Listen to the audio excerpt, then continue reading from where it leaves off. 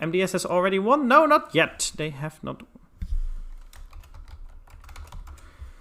They have not won yet. It looks like it's going to be a German mirror. The first map is going to be Kamchatka, the summer version, as it says here. And I think we're all ready. Let's get some hype going on in the chat. Opening with the German mirror. Always opening with the German mirror. Ladies and gentlemen, we're going to click into the first game here of Kaiserklein versus Mitoe. The final showdown of the ESOC Premier League Season 2. This is the playoffs, the final series of the final battle, first game. And we're going to play on Kamchatka, which is one of the best and balanced maps of all ESOC maps, I think, generally regarded. There's no civilization that doesn't like the map. There is no strategy that doesn't like the map. It has got goats, livestock, it's got a trade route you can fight over. It's got the ability to rush your opponent or to wall off and turtle. You have powerful treasures you can fight over. And it's just a great map. We're going to have a wood start. So both of these players, all two of them, have 200 wood at their bank, in their bank at the start. Which means that they can go for a trading post if they want to. And we have to see what these players actually want to do. Because it looks like Mitoe is going straight for the center of the map, which might indicate that he wants to go for the center trading post. And Kaiserklein is going to play it safe and take the one right next to his base, right next to his town center. And there we have Kami has gifted another subscription here. Now to Lord Play. I'm going to quickly make this a little bit smaller. There we go. Not fill the entire screen. Looks like Mitoe is going to go for trade post, but a little bit later than Kaiserklein. Kaiserklein has almost got it up here. Mitoe is going to go for 75 food treasure first, which is a good treasure. Food treasures in general are great. Looks like Kaiserklein has now scouted out Mitoe's hero and knows that he's going for the trading post. And, well, I think that's to be expected as well. That does mean that Mitoe has the ability to build another trading post here, right next to his base, at a later point in the game. So that is important to note, that he is always able to build another one. And for Kaiser, he kind of has to fight for this center one. So we have to see if we see some H2 plays here. Maybe some double Sotner hype, or crossbow pike even. But maybe it will just be the more standard semi-FF, both players making Ulans and definitely going to the third age. We're going to check out their decks. I kind of want to do it at good timing, because when clicking at their decks, it will... There looks like Uberstadner Renner donated to $2. Thanks for the entertainment during Corona. Yeah, this is the best way to spend your free time, right? Just casting and playing the game that you love. So thank you for your donation. So yeah, when I click on one of these decks, there will be a small lag spike which will occur. So I basically have to time it right, that they aren't busy microing their heroes or doing some other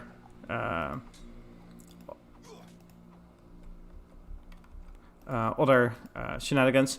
Yes, people saying rehost. I'm pretty sure that in the lobby it actually set the summer version, or maybe they changed it before. So I'm not quite sure why there's a winter version, but for now we're just gonna play it on.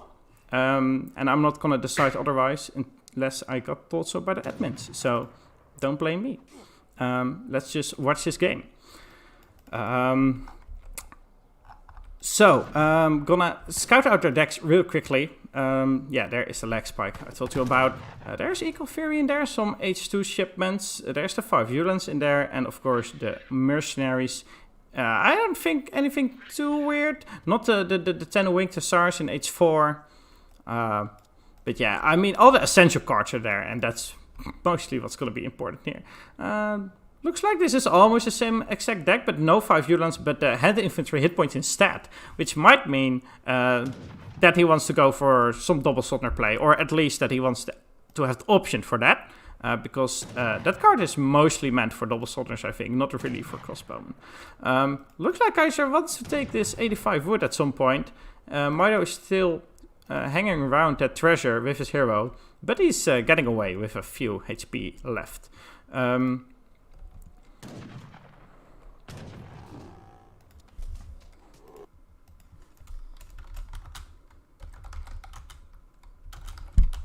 I'm gonna quickly ask admins about the map, by the way, but it should be fine, I think, just like last series.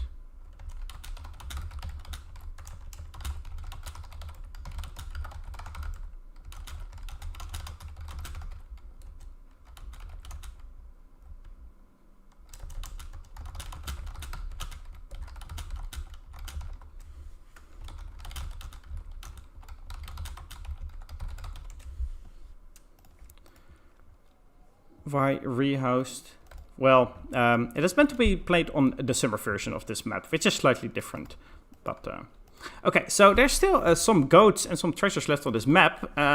Usually, one of the players want to go for these goats quite early on, but it looks like right now the players were too busy fighting over the trade posts and over the treasures. So there's still some of these goats to be picked up, and they can give you a nice food bonus once you have fattened them up a little bit.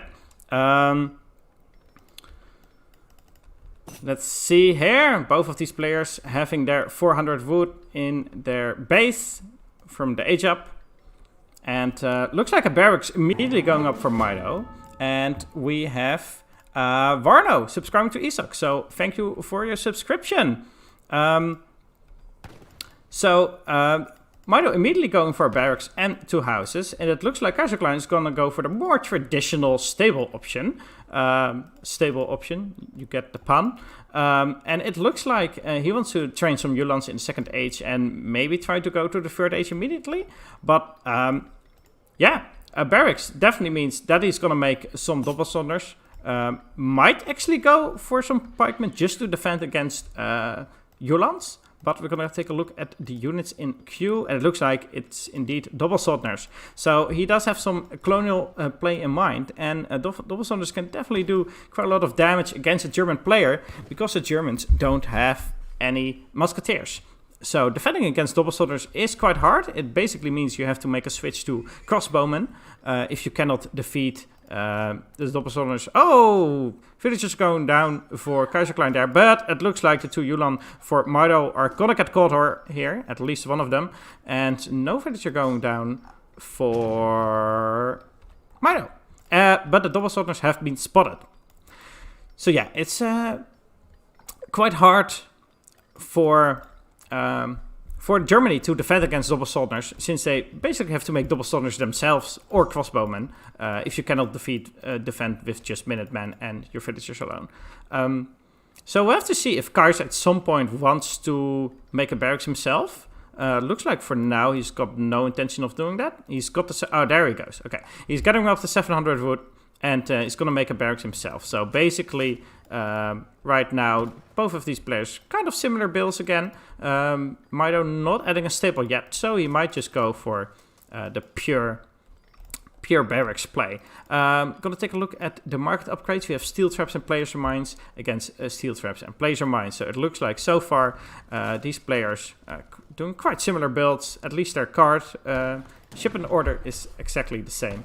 It looks like Mitoe is running back and forth with his double Soldners here, trying to defend against incoming Ulans, but also trying to attack here in the center of the map. Which is not great. Like, going back and forth behind that basically means that you're not really using your double Soldners. And it basically means that he cannot take on these units. He cannot contest this trade post, so it's going to go down. This trade post is not going to stay up. Mitoe now going for 2 settler wagon shipment, 4 villager shipment basically. And with that, probably going to age if he isn't going to keep building double Soldners here. Kaiserklein gonna go for 700 coin, and he's almost got the resources he needs to age up. So I think pretty sure soon we will see Kaiser aging up with the fast age up politician, and we will have Mitoe maybe losing a villager here in his base. He's got some double Soldners running around the town center. He's gonna lose 1 villager here. Mitoe is here with his 6 double Soldners, but not really doing any damage yet. He's got spotted by the hero as well. So this is a little bit of a tough situation for Mitoe, I would say. So Kaiserklein is now aging up. Mitoe is nowhere near aging. He needs to get her for another minute at least to make sure he's got enough resources. If we're going to take a look at units in queue, we can see that Mitoe has got... Yeah, he he's got now 4 double soldiers in queue as well. So looks like he still wants to prolong the H2 play for himself and wants to stay in this age to punish Kaiserklein.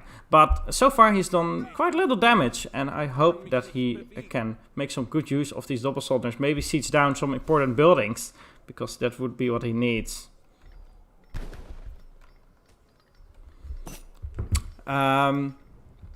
Yeah, he's gonna go for the trade post, which is one of the important buildings. So going for a trade post is definitely gonna hurt the shipment income for Germany, and of course that's one of the things they rely on when they've reached the third age. It is getting out those powerful shipments. Another good building to siege down would be one of the production facilities, would be the barracks and the stable, but usually they are quite hard to reach. As they are a little bit in the back of Kaiser's base, as you can see. Of course, popping him by destroying houses is always great, but it's quite hard to pop him right now since he's got enough houses to sustain 100 population. Now Mitoe is finally aging up himself, so he is quite behind in terms of timing when it comes to the third age research. But of course he does have still a double Soldner population, and he does have a trade post. Kaiserklein has none. And unless Kaiser at some point will send 1,000 wood, I don't think he will rebuild that trading post. He's not gonna chop for it, probably. He needs all his resources right now to train skirmishers and to train war wagons. Let's take a look at units in queue. Yeah, skirmisher and war wagons for Mitoe, and Yulan as skirmisher for Kaiserklein. Looks like Minutemen coming out, so Mitoe wants to push out. I think he wants to use... He maybe wants to use these Minutemen to buy himself a little bit of time, because he's definitely behind right now. Kaiserklein has already sent some war wagons and trained some as well. And it's going to be really hard to catch these with just his double soldier. So Mitoe needs to buy a little bit of time. And I think he's doing a fair fight here. His double soldier is not really connecting with the war wagons yet.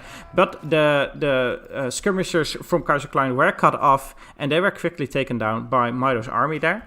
And now Mitoe has got a decent skirmisher armor, 13 skirmishers, which of course do great against the war wagons. He's still got enough double soldiers to scare away any Yulan that want to come up close, which basically means that his skirmishers have free reign to shoot at those war wagons, and I think he's doing fine. The scores are about even. When it comes to market upgrades, they are even. When it comes to military population, they're even. But Mitoe still has got the trade post, which is not to be underestimated. Getting out powerful shipments in the third age is really important, and it's going to be one of the things that will decide the size of your army at this stage of the game. So, okay, it looks like Kaiserklein chopping a lot of wood here, probably just for housing, but he's got 10 villagers on wood, so it might... Okay, this is a big raid. This is really a big deal. Looks like Kaiserklein almost exhausting the mine in his base, but already migrating his settler wagons to another mine. And it looks like with that, he lost one of his settler wagons with 2 villagers, but he's going to catch this little raiding party from Mitoe. He also scouted some settler wagons and villagers that were gathering hunts here. And it looks like his entire army is now moving to that spot. He scouted out with his hero, but I think that Mitoe is wise enough to pull those back in time.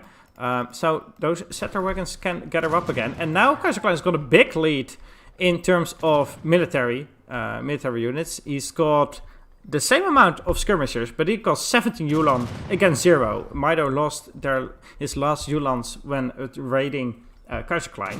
So Mitoe is now ahead in economy, but he's far behind in military size, and that is going to be problematic at some point. He's now got the war wagons out, evening it up a little bit, but in the end there's still a big Yulan mass, and that's quite scary to deal with. The skirmisher mass is still about even. War wagon mass is in favor of Mitoe though. But yeah, it's also a problem that Mitoe cannot really use his double soldiers at this point. War wagons and skirmishers can just pick them off quite easily. So it's really more of an H2 unit usually. You don't really wanna count on them in the third age. But I think Mitoe is fine just by buying some more time. for Kaiserklein, for himself. So, because it means he has got more time to get his army up again. We're going to build an outpost here to secure a mine and a hunt, which he definitely needs because more veteran Yulan are now coming in. Maybe he should have built a tower with some more villagers, but because it looks like this settler wagon will actually go down, and maybe even another villager while building this tower. Yeah, 3 villagers going down in total. There we go, put them in the tower now. So yeah, that's not great. It's now evening up a little bit in terms of economy, and Kaiserklein is way ahead in terms of military population. He's ahead in skirmisher count, in war wagon count, but mostly this Yulan mass is just huge. It's 29 Yulans, veteran upgrades on them, and that basically means that if he ever gets a chance to actually use them and to connect to those skirmishers, that may just be over for Mitoe immediately. If he ever gets a good shot with his Yulan. Mitoe, don't go too far to the front without your war wagons. You need those to protect your skirmishers. Let's make sure Mitoe... Let's hope Mitoe does nothing foolish here, bringing his skirmishers to the front. But I think Kaiserklein is taking it slowly, and he wants to make sure he's got a good positioning when he goes in with his Yulan. Of course, they are melee units, so your positioning is just really important, because otherwise you may just not be able to attack at all. It looks like Mitoe is gonna go for a little bit of a flank. Gonna go for his Kaiser's villagers instead of fighting his units head on. Which I think is fine, buying him more time, getting more of an economic lead. But in the end, the military unit population gap between those two players is just huge. And I'm not quite sure what Mitoe can do to even it up, unless he gets some miracle micro with his doppelzonders in this big Yulan group or something. He's still got 4 doppelzonders left.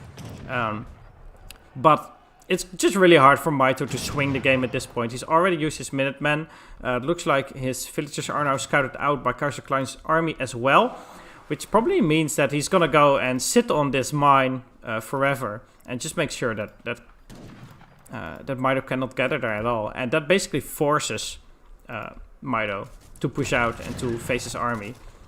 Cavalry combat is now out for Kaiserklein as well, buffing his 38 Yulan and the few war wagons he's left. And now these villagers are exiting that tower by force, and they're all gonna go down. And yeah, basically now, okay, Mitoe's got a raid of himself, so that's good. But basically this is probably gonna be the last and most important fight. A good positioning for Mitoe, securing his skirmisher next to the trees, making sure the Yulan have to fight the war wagons first and instead of the skirmishers. But in the end, I just think it's too much damage output from all these Yulan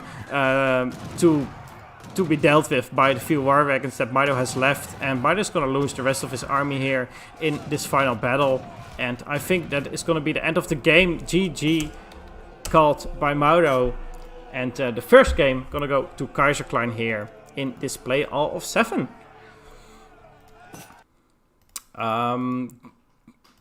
Take a look at the military unit population. It just looks like that Mitoe was behind in that regard. Pretty much the entire game.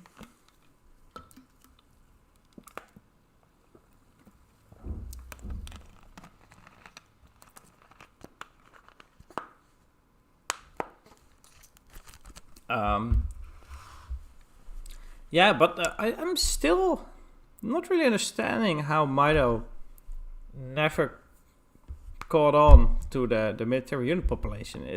The gap was just getting bigger without them really fighting. But I guess the small trades that he lost just made it harder for him to come back. For example, raiding a few villagers with his Yulan is great, but that means you're gonna lose all those villagers, all those Yulan. It basically snowballs into having a worse military unit population, and also losing more units because of that. So that is that's gonna be the end of game 1. Gonna go to Kaiserklein, and we're gonna play on Manchuria. We're gonna click rec game, and who picks now? That is indeed the CMC. Yes. Kaiserklein will pick a civilization first now, giving Mitoe a moment to counterpick him.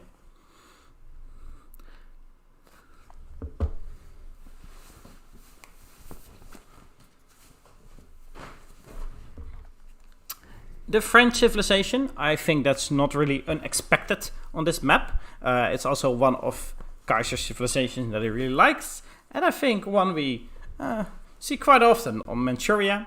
It's a really solid and well-rounded civilization, of course. And Japan, the other end of the spectrum, which is, I think, more of a surprise. Kaiserklein saying surprise here in the chat. I think Japanese more interesting pick. And definitely gonna be exciting. Japs aren't allowed. Well, yeah. We just talked about it in the last series, in the Le Castet versus Mitoe, how fighting against Japanese is just really annoying.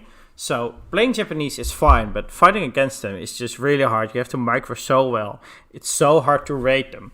So yeah, let's see what Kaiserklein can do here. Ladies and gentlemen, we're clicking into the second game of the series of Mitoe versus Kaiserklein.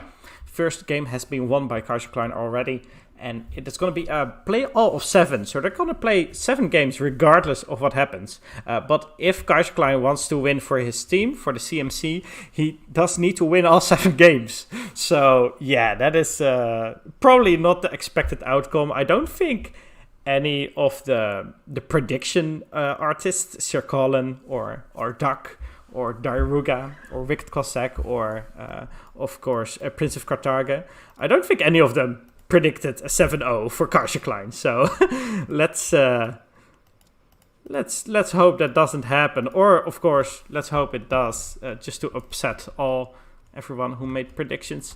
The map is fair, so we're gonna play on this, and we're gonna take a look at some important things, because one of the things that's important is the trade post, the trade line. Having them in the back basically means that you have guaranteed access to one trade post, this one, and easy access to another trade post, this one. And it's gonna be really hard to punish your opponent for the trade post. So that's important to note. It's probably a good sign for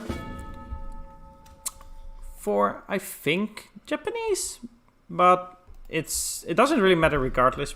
Son of the Duck donated $10. Let's go, Mitoe. Thank you for your donation, and let's hope that Mitoe can take a game here as well. So there's a lot of good stuff on this map.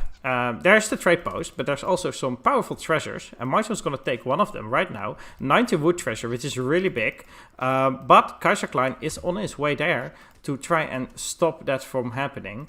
Not sure. Yeah, he's actually going through the forest to that wood treasure, and it looks like he's going to be there in time, so he's going to at least try to deny it. I think Kaiser got it. Yes, he stole that treasure. That is a big hit for Mitoe. 90 wood is basically a full villager for the Japanese civilization, since they built shrines with their wood. And yeah, that is a really, really tough start for Mitoe there. That's definitely not what he wanted to do. Kaiserklein didn't even have to lose any HP on the hero. He didn't have to use his crack shot. He just went over there and clicked the treasure, and he got a full 90 wood. It's just, yeah, that's annoying. And now he's got all the HP and all the crack shot left to take 85 wood treasure, for example, or the 75 wood he's going for now. So that is, yeah, it's gonna be a rough start. Maybe Mitoe actually is gonna scout that out and steal it back, but it's gonna be hard. Yeah, it feels very laggy. Yes. And I'm not quite sure why, because, well, I live quite close to Kaiserklein, I think. My internet should be fine as well. I'm not dropping frames. So, yeah, I'm the only caster. So, me leaving basically means we don't get this series casted. So, I hope we can just continue like this. Otherwise, we're gonna have some challenges to tackle. Looks like Kaiserklein now going to take the 85 wood treasure as well. And with that, probably going to build a trade post in the transition to the second age. And as you can see, he's using his yaks as a human-like shield, meat shield, I should say. They're, of course, not humans. Blocking access between the mine and the market here, making sure that it's going to be a little bit harder for any enemies to come in through there. Such as an Ashugari raid at some point in the game. Oh, looks like Mitoe wants to take revenge of Kaiser stealing the treasure. Maybe actually... Okay, Kaiserklein shooting it, but Mitoe actually not going in there. Kaiserklein had the crack shot, so he could reliably take the treasure. So, yes, what's happening in the game? Let's take a look. Mitoe has sent Heavenly Kami. He's aging up with the big shrine. This is all going to be quite standard. He's gonna be taking some small treasures. It looks like he's walking around Kaiser's base. Maybe he wants to shrine this hunt. In general, I think he's gonna build some shrines. It looks like he's actually gonna poof away to shrine his own hunts, because of course he needs to build a lot of shrines in H2 and in transition. So he needs to have his heroes all over the map, not both in one spot. You don't want to do that. And looks like Mitoe's gonna build some shrines here. Kaiserklein gonna build a livestock pen, actually. Okay. Chopping a lot of wood in the second age. Of course, he's got some wood treasures as well. So allowed him to build and a livestock pen and a trade post. So he's having a solid start for himself. He's got a lot of yaks. He's got 10 yaks. So that's definitely worth it. Getting a livestock pen here will pay off after just a few minutes. Give you a huge food boost. Positioning his scout somewhere in the center of the map, near Mitoe's base, making sure he knows exactly where Mitoe's gonna attack. Now, aging up with the 400 wood politician, gonna take another trade post. Probably gonna upgrade this one as well. Let's take a look. Text being researched. I think Kaiserklein will pretty sure upgrade his trade post, or maybe he builds another one first. He's gonna build a barracks. With that, probably gonna train some musketeers or pikemen to siege down some shrines. And I think in the end he wants to go to the third age. But for now he's going to build a barracks and do some damage while Mitoe is still in a weak spot. Japanese is a little bit of a slower civilization, so they're more weak early on. So I think that's a good idea to take advantage of that. Make sure you can do some damage against their economy. Kaiserklein now having a second trade post as well, so he's gonna have 2 upgraded trade posts. He's gonna have a livestock pen, so he doesn't really need an active boom like Japan has. The fact that he's got a livestock pen and 2 trade posts is enough for France usually. Their early economy is quite good. He's gonna get market upgrades as well, so he's basically all set. It looks like he's gonna have a powerful mid game here. He's got everything set up for the mid game, and Japan cannot really punish him, I think. There's a chest of coin here, which I think he wants to pick up at some point. Let's take a look at units in queue. Mitoe is going to go for the Yumi, so he probably doesn't need the coin crate yet. But at some point, he's going to build a market, and at that point, he definitely wants to pick up some coin. He's going to build 2 barracks early on, relatively early on, so I think he's going to go for quite an aggressive strategy here. Not going to build a market yet. Oh, there it finally is. It definitely feels a little bit laggy. Looks like spikes from time to time. So, gonna build some more shrines in the meantime. So, as you can see in the economic unit population, Mitoe is ahead for now, but it doesn't take into account these trade posts, which are quite influential. And Kaiserklein has started sieging down Mitoe's shrines. Of course, he wants these hunts for himself at some point in the game. So, sieging them down first is very safe and very useful to your own economy. And also building some musketeers. So, he's gonna go for 10 musketeers and 5 pikemen. 5 pikemen are just there to siege shrines. And not really going to do anything else, I imagine. But the musketeers are going to be there to actually challenge Mitoe's army. Mitoe's army currently consists of 2 Yumi standing in his base. So that's probably why he made the second barracks. So he could make a second Yumi. Scouting out this stealth scout. So Kaiserklein is now picking up his 700 coin, which is his 4th shipment. having a really solid H2, as I said. 700 wood first, then the 4 villagers, allowing him to boost his economy even further, and then H up with the 700 coin, making sure that you get up to the third age in time, not wasting too much time in the second age. And yeah, he's gonna have a solid foundation, I think, for the rest of the game. Yeah, the trade post has been upgraded as well, so I think he's pretty satisfied with the early game so far. There's no match has happened yet between the two players. Mitoe still only trained 2 Yumi so far. He has sent them by Steros from the consulate, so not gonna save up his export for a Japanese ally at some point, but looks like he spent the full 400 export for his Ballesteros, but not really using those Ballesteros, so I'm not 100% sure what Mitoe's game plan is at this point in the game. So yeah, I'm wondering what he wants to do here. I like the Dutch accent. Thank you for the kind words. I'm not sure I like it myself, but it doesn't really matter as long as people who actually listen to it like it.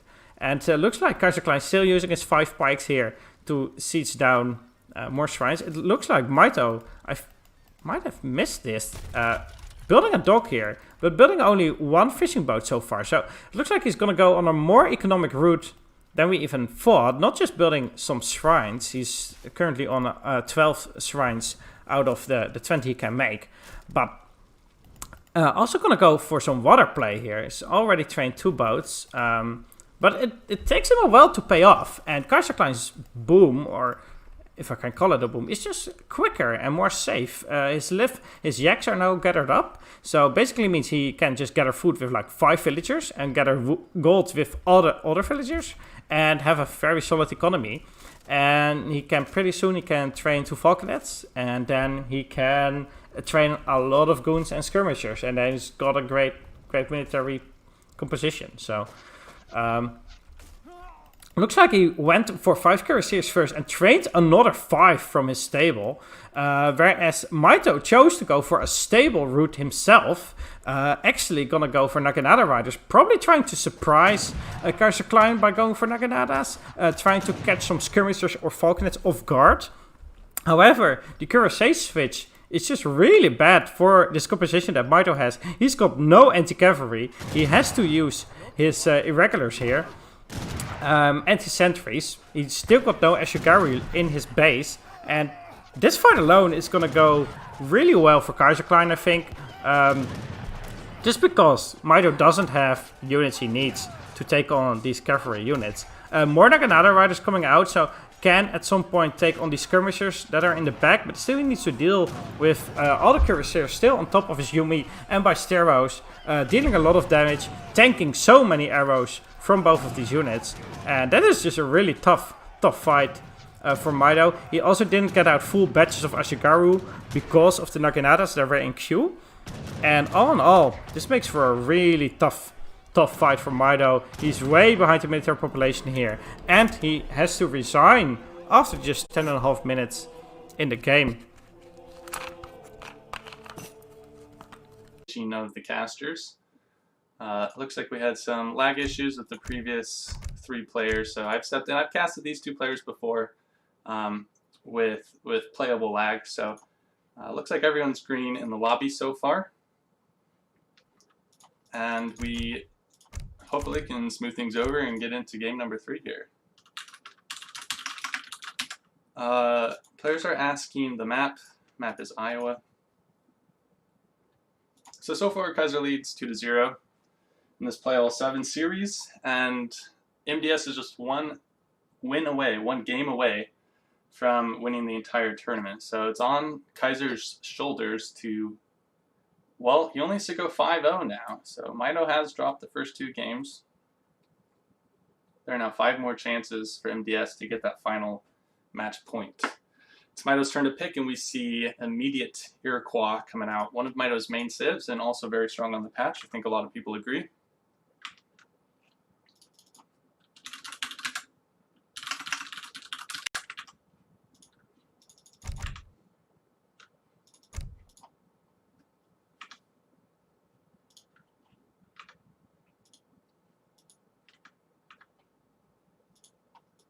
Alright, just making sure everything's good behind the scenes, so everything looks alright.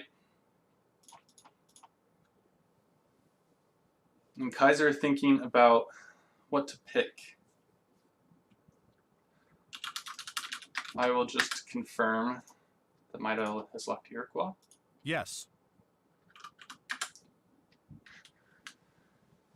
And when you're put with the task of 7-0ing Mitoe, it's safe to say that you have to be very careful which matchups you green into, because although Kaiser's had a phenomenal EPL and has been sort of dominating players as of late, Mitoe is, I think, unanimously regarded to be his best competition at this current moment.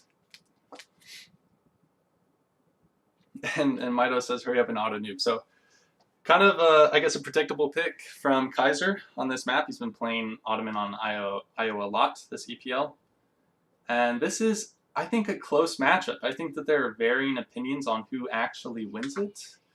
It used to be Hero favored, I thought, and then now other top players are saying it's Ottoman favored.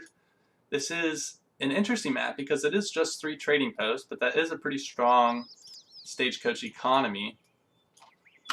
Oh, let me just get the scores right. 3 TPs is a strong stagecoach economy, but it's not, you know, high plains. You don't get 5 or 4 TPs.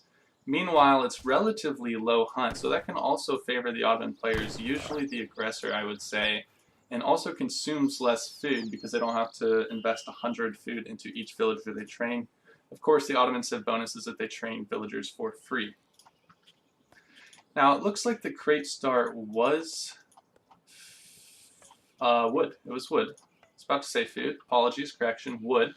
And we see the Ottoman player immediately going for this left trading post and building a mosque and a house and base. And Mitoe is making his way over to the right side trading post. So we'll see if Kaiserklein gets this pass. Did he get a treasure? I don't think he stopped to get any treasures, so he should get first pass here. It's going to help fuel his 3 villager shipment quite fast. Meanwhile, Mitoe is taking his time. He's currently housed, scouting with that travois. Of course, Iroquois can convert this into a house whenever they wish, and it looks like he's just chopping for that 200 wood. And picking up 90 food. Meanwhile, Kaiserklein does get that trading post up in time, and it looks like he scouted 90 food and going to go for that treasure as well. And it looks like Kaiserklein is on pace of a very fast age of time. And I think he likes to go for some sort of Jan Abus, Jan Huss, semi-FF TP stagecoach type play. We'll have to see to know for sure. But okay, players are green that it's pretty smooth, not seeing lots of lag. That's good. Because we really just want to give the best platform for these 2 players to showcase their skills. Want to maintain a competitive integrity. So again, thanks for sticking with us as we switched over. And this is unfortunate. Mitoe misses that pass just barely. Spent a little bit too long treasuring, perhaps. And Kaiserklein is doing what Kaiser does. Is I think he's trying to sniff out this Iroquois explorer. He knows that this trading post just went up in the top right of the map because he saw the little icon up there by the player names, and so he knows that the Iroquois hero must be around here somewhere getting the treasure. So he does scout that, but fortunately for Mitoe, was not there in time to contest the treasure, so Mitoe is going to get another 70 food. So that's 160 food for him in H1.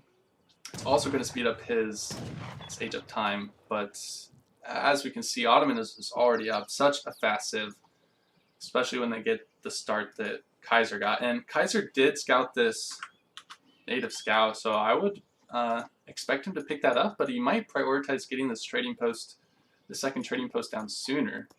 But no, he's just going to crack shot and then mosey on over to the middle TP. I think it's pretty obvious Iroquois can't place a trading post yet, even if they wanted to. And Mitoe's just going to work on 80 XP. So this native scout, very beneficial for Kaiser. We've seen him make good use of the nat scouts all throughout EPL. So going to provide him with a lot of information. But just looking at decks, I mean, standard auto deck here. There is Silk Road, which is interesting. And I suppose I should go over to shipments sent. Okay, so no Silk Road. Kaiserklein's age up was... okay, so apologies. I saw that he didn't have a shipment, and I thought that was a little weird, and indeed it is, because Silk Road comes in right before he ages up, so just short of a shipment to send immediately in H2. But this Silk Road is an interesting card, was changed on EP, so first of all, it grants all crates contain an extra 125 resources instead of 100, so it's plus 25% resources in all crates. And I thought that it had a passive bonus of increasing the resources per Travois pass once you have Stagecoach researched. I know that that was how it worked on RE, and I'm not sure if that benefit was retained on EP. Perhaps someone in the chat could clarify for me, but pretty standard mid-map FB, got a barracks. Let's look for units in queue. I expect to see some Janissaries, and this was scouted pretty early by Mitoe. He's actually hanging around. I wonder if he wants to get an early crack shot on those Janissaries, but he's got to be careful not to be snared by the Ottoman Explorer, and then the Janissaries can pick off this very beefy and very valuable Iroquois hero and also get 100 XP out of it. So Kaiserklein is smartly bringing his Explorer over here to get that snare off, and we saw him just try to switch into melee there with that delayed hero animation. Mitoe's trying to run, but if you run in too tight of a circle just like that, you will get snared. There are 5 Tomahawks on the field and 4 Kanya, so this is an aggressive start from Mitoe. He wants to try to deny this FB, and he will get the 2 villagers, but he won't be able to deny the artillery founder from going up. So a really strong push here, and Stagecoach is in, but Kaiserklein did not get the time to kill this trading post, and just like that, Mitoe kind of off to a good start. But he's, there's 4 Jansen Q and an Avis, so Kaiserklein's going to try to hold on to this FB. But yes. Yeah, the Silk Road is very greedy. I mean, 700 wood comes in. That's worth a lot more units, but at what cost? I mean, he's just unqueued the Janissaries, I think, or did they spawn? I think they did spawn because he's quite low on resources, and 1 Avis comes out, and that's kind of a waste of 150 resources. Now, it gets 1 shot off, but the Artillery Foundry is falling, an Impe stable now being dropped for Kaiserklein.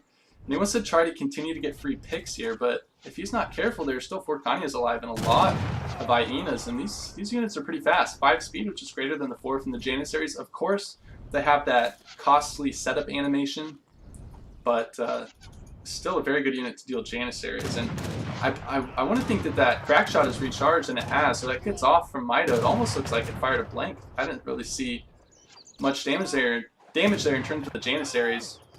Going into melee combat, I mean, this is just how strong that this unit is, though. It's almost all hyena bows, but these Janissaries are still doing some decent work. Picks off the hero, that's nice for him. The 3 Hush shipment is going to help, but I mean, Mitoe's just followed this up with pure unit shipments himself, so Ottoman can't really get back into this game, can't save the forward base, and Mitoe's actually taking very good trades here because Kaiserklein chose to try to save this.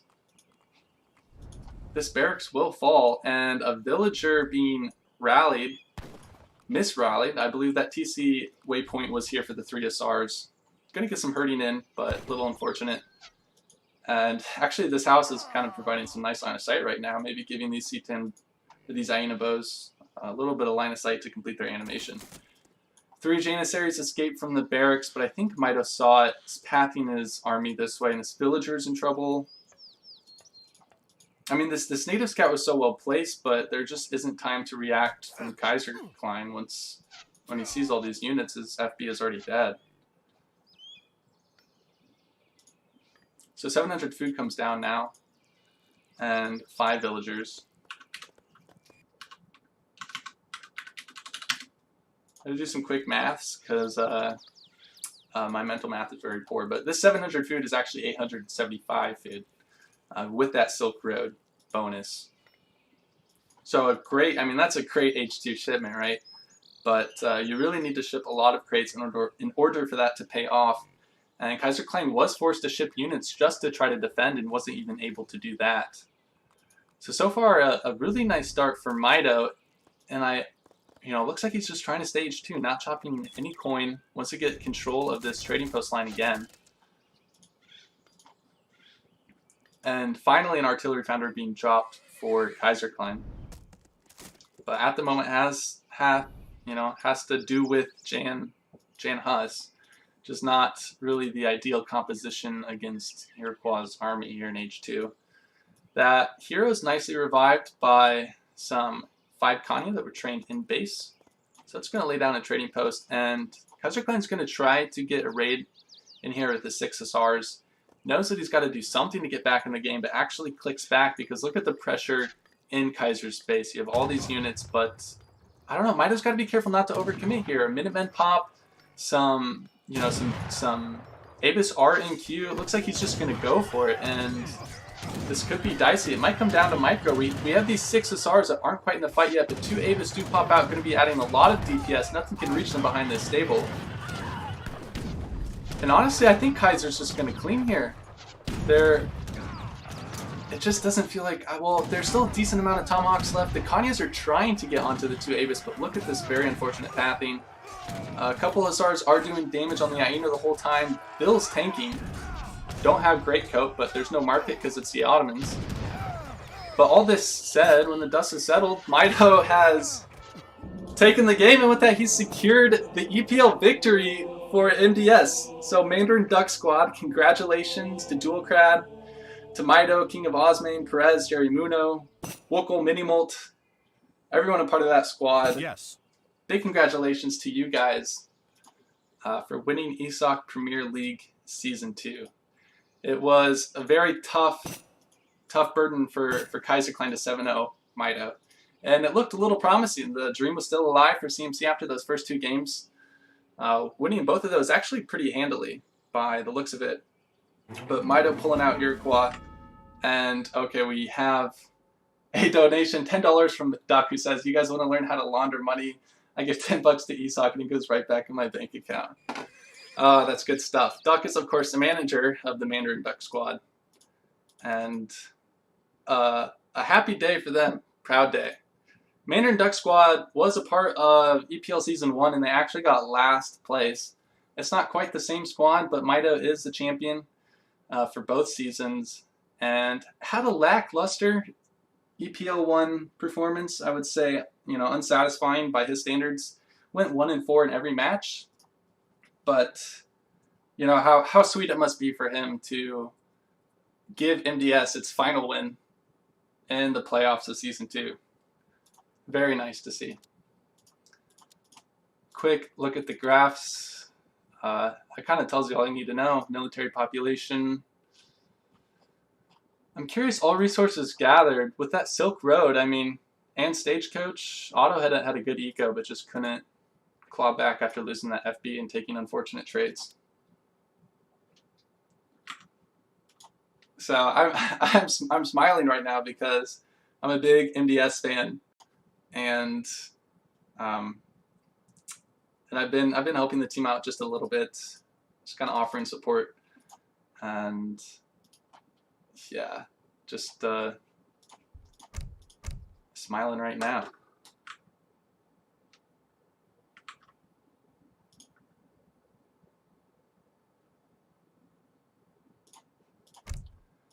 Looking at Twitch chat right now, lots of spamming going on.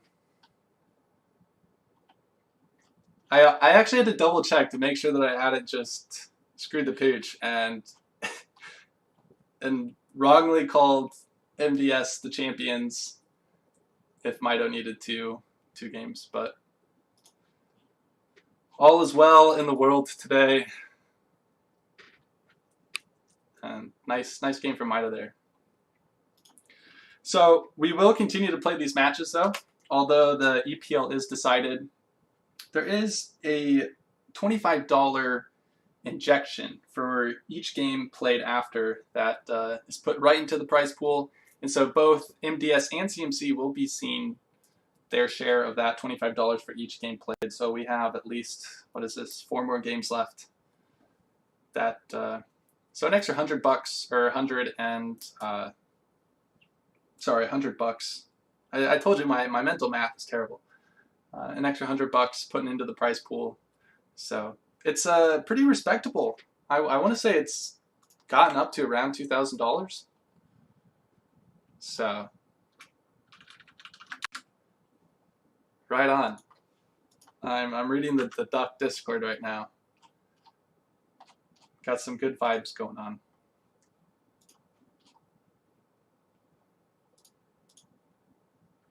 Yes.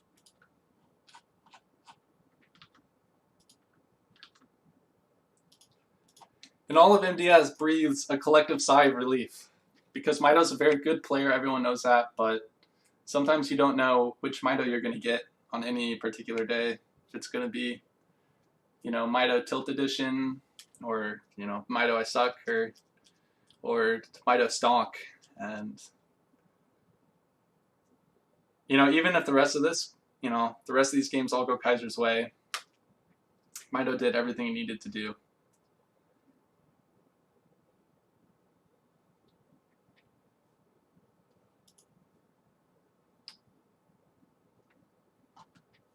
Alright, so next map is Bering Strait.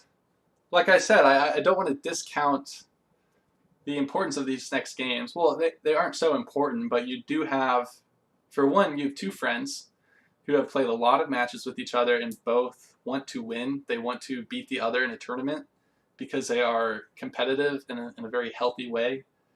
And also, these are probably the two best active players at the moment. So if you enjoy just watching Age of Empires 3, you should definitely stick around, because even if this is just a show match, which these next 4 games will be, this is kind of the best show match you could hope for.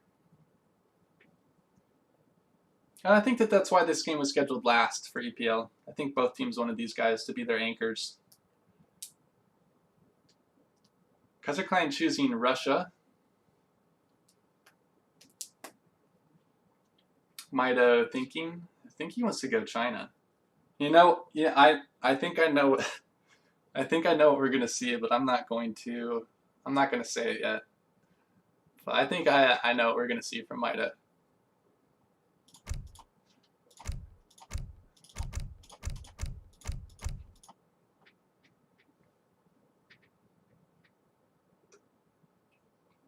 I'll just say China has a certain card that they could send. That actually we saw back in week 1 from an MDS player. And finally clicking in.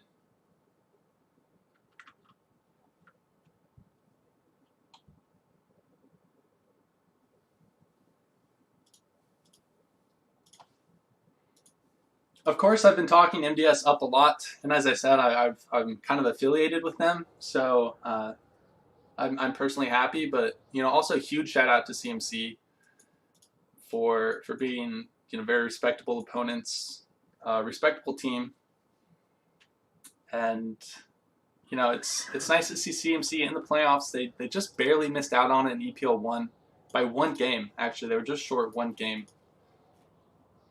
So it's nice to see him in the playoffs. And I mean, Kaiserklein did a bulk of that work, but you have to remember it's still a team, and you know, even if players don't perform up to their expectations, the team is who is in playoffs. So big shout out to CMC, to Daniel or Danielik for being the manager,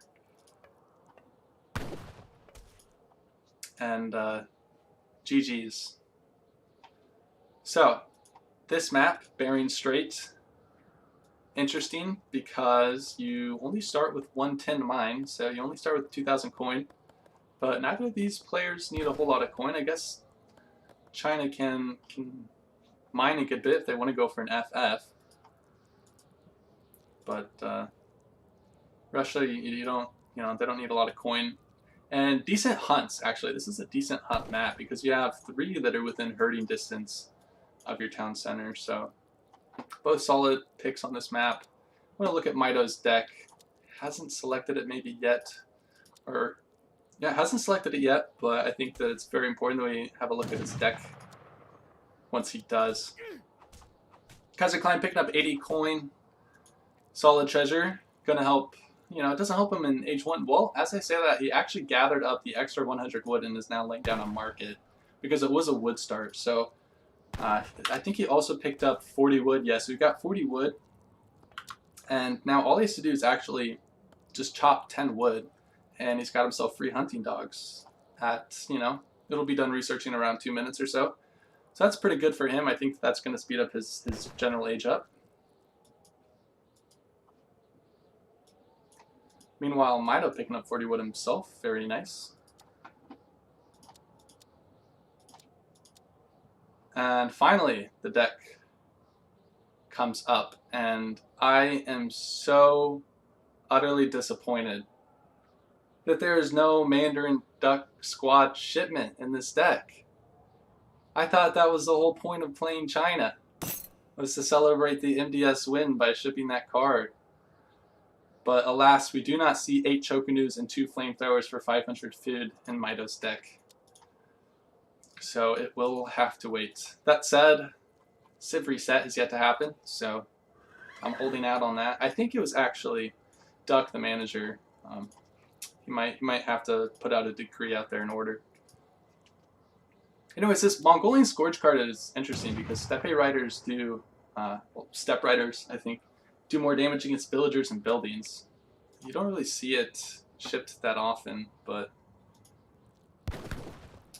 Mitoe values it enough to put it in his deck. Steppe Riders, their speed was increased on EP8, so they could become pretty scary raiders with that card. Picking up 45 coin,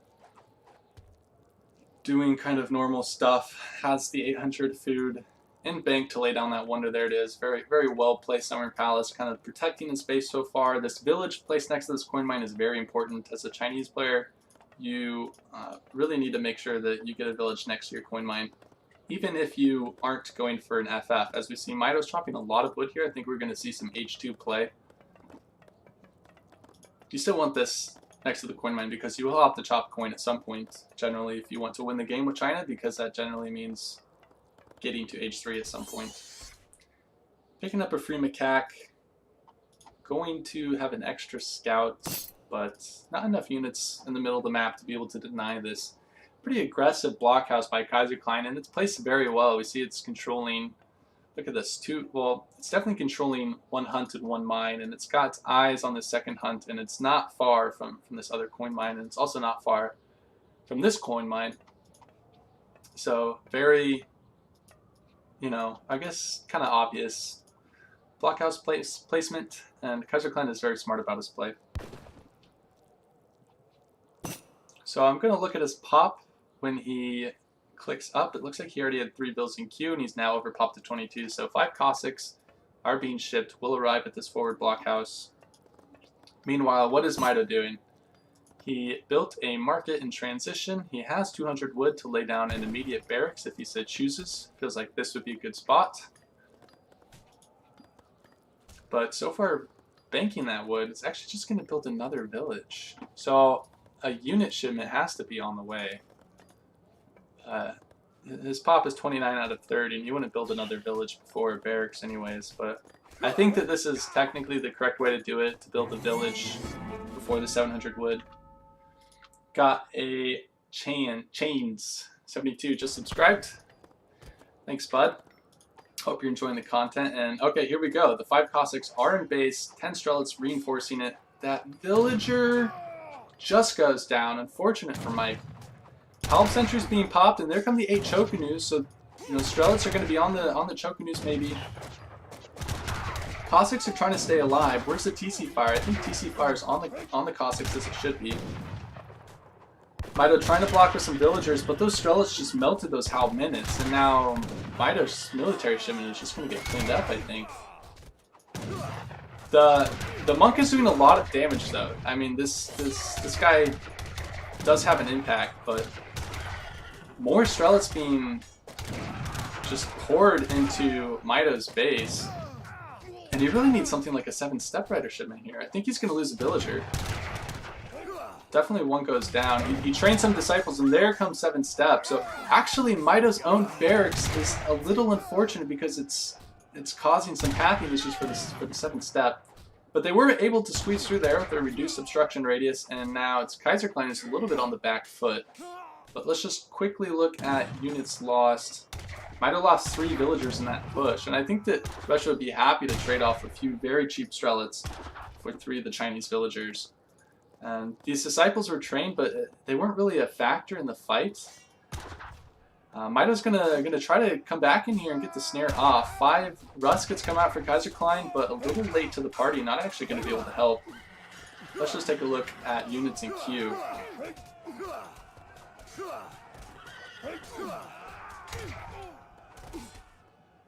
Yeah, the Musketeers are actually there to save the day, and kind of everything for the China players picked off. Even still has 1 full HP Cossack here. The Summer Patch Palace comes out, or the Summer Palace Batch. Got my P's and my B's mixed up. So that's going to be 3 Chokanu and 2 Step Riders, but still, this Cossack is not getting picked off, and really excellent micro from Kaiserklein there. However, this hero's still alive, and the Chokanus are smartly focusing down the Musketeers. It's going to be a pretty even trade, but that's what Russia likes, right? That's what we always say. Apologies, let me put shipment sent on. So Kaiserklein going 5 Cossack, 4 Cossack, so a bit of an all-in build from him. Meanwhile, 700 wood comes down from Mitoe.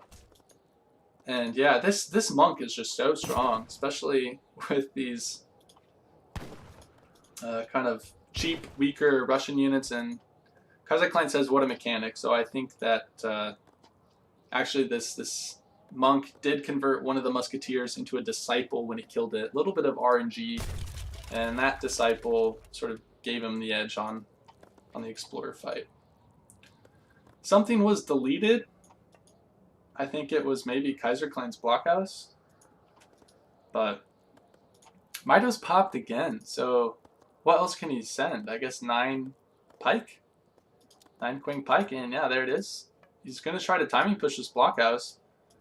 I think if, you know, Mitoe's such a smart player, there are so many Cossacks, you know that Russia's not building a stable that early. You know that they went 5 Cossack, 4 Cossack, and now what's their next shipment going to be? It's going to be 700 wood so that they can fortify their blockhouse positioning.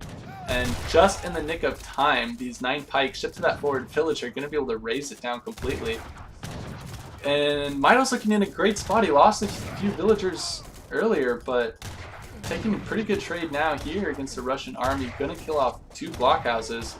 While the 10 Strelets come in, the blockhouse will fall, but this might be enough for Kaiserklein to just take this fight.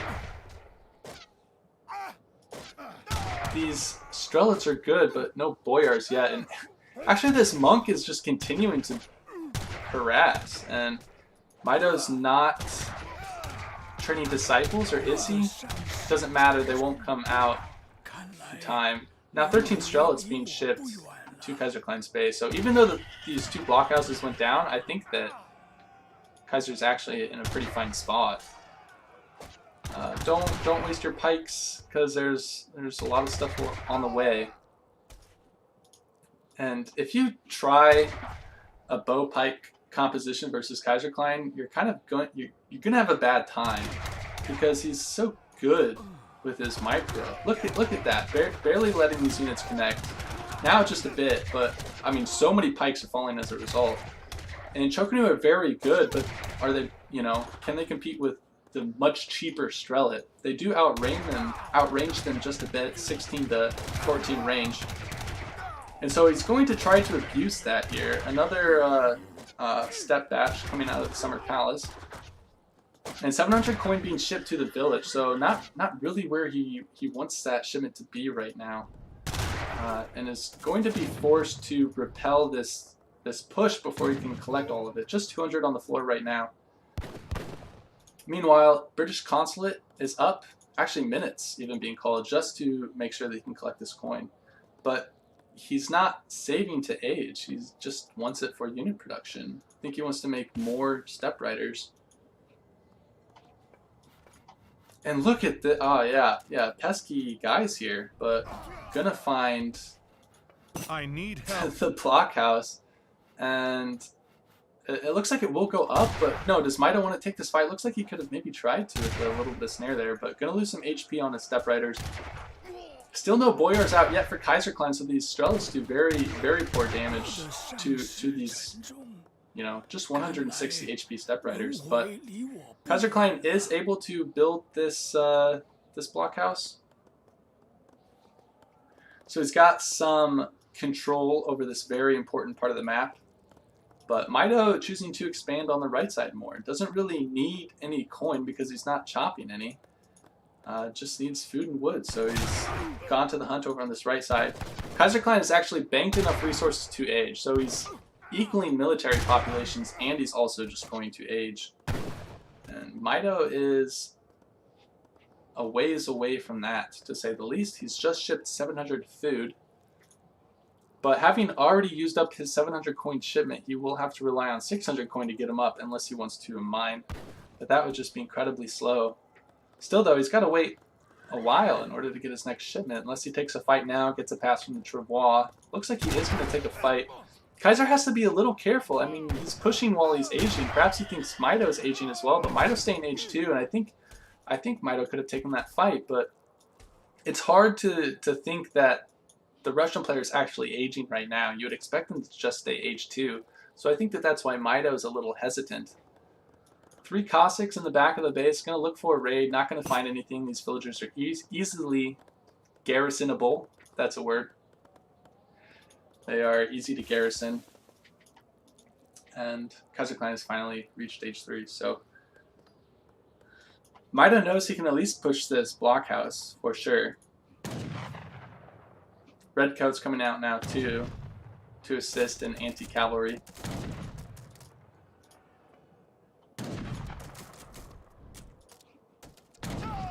But Russia on age 3 is scary if they can get everything that they want. So still no Boyars. So Russia's in age 3 without Boyars. And they really kind of have to ship units to survive.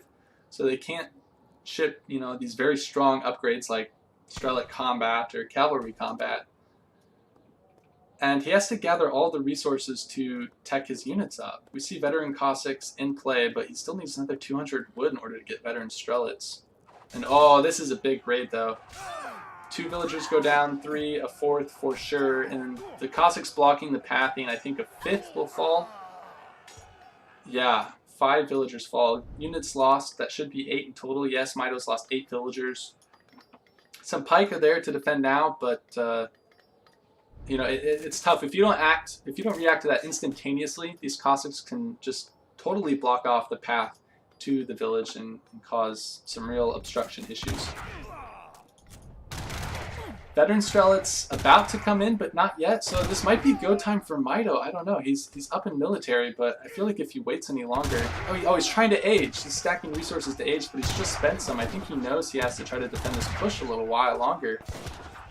A lot of low HP villagers out here, but Kaiserklein can't sacrifice any time to shoot them because there are a lot of units out here from Mitoe. But it looks like most of the steps are falling, a few down now too. Keshik's trying to push back these Cossacks. This was actually really nice micro from Mitoe. It's just kind of slamming everything in.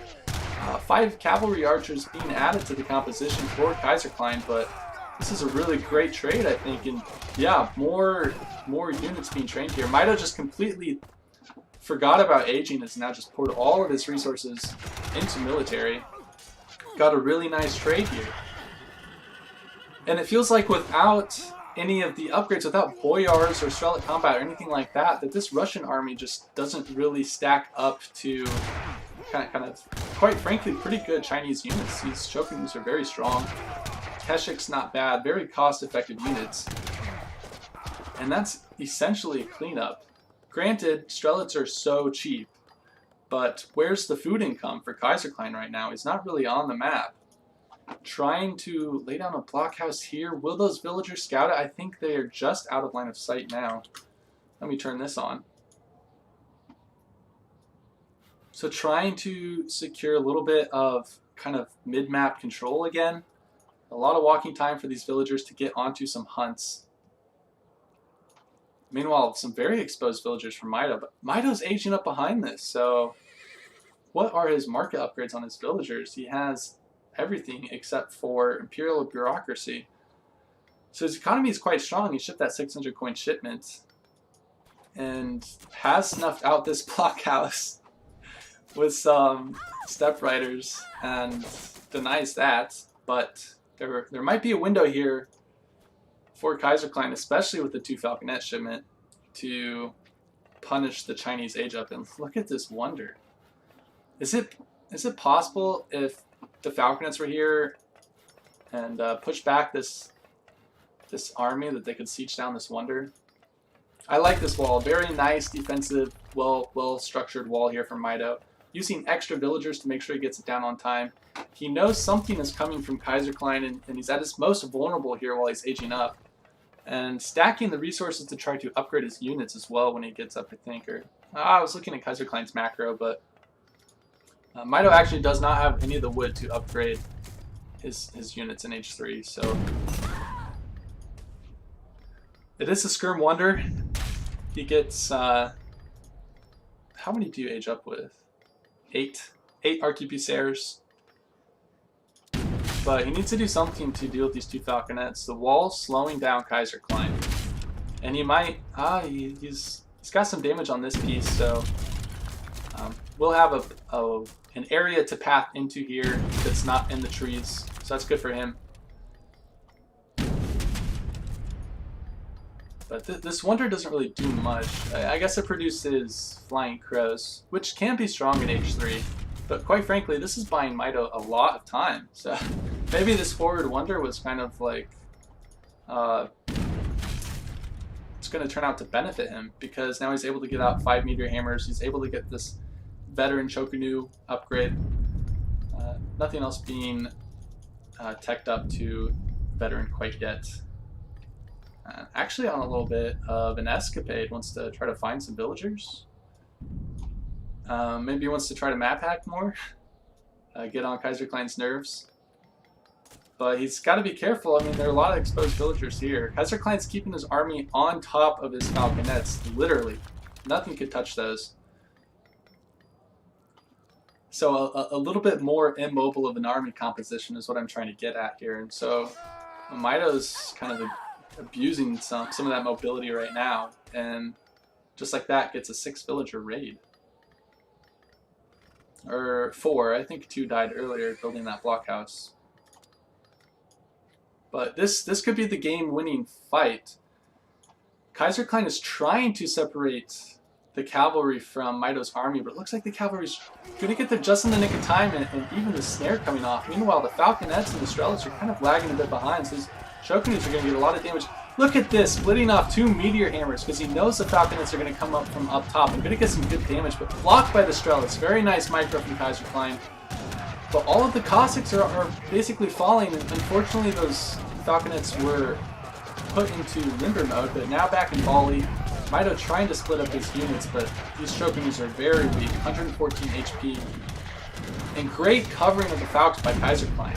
Look at those volleys, great splits too. 5 Shokunus fall, 11 swords come out from the village, but that Falconet is still alive, and what a trade this has been for Kaiserklein. Mitoe can't kill this, and it's getting such good value against these Shokunus. Finally kind of sacking all of the swords, but also the swords are where he wants them, on top of the cavalry archers, and 5 meteor hammers in the redcoats, or a batch of cav in the redcoats is going to be enough to push this back. So just when I thought that was a great trade for Kaiserklein and great positioning, China was actually the one to come out a little bit ahead. And now the scary 2 Falk is you know, that push is kind of over, but Cav combats Cossacks. Why take this fight? These guys don't even have boyars. Cheng Dao and redcoats? Oh my gosh, he's actually going to win it. He's going to clean up. Alright, so I guess that was a good trade for Russia. I would not have taken that, and now he's so exposed.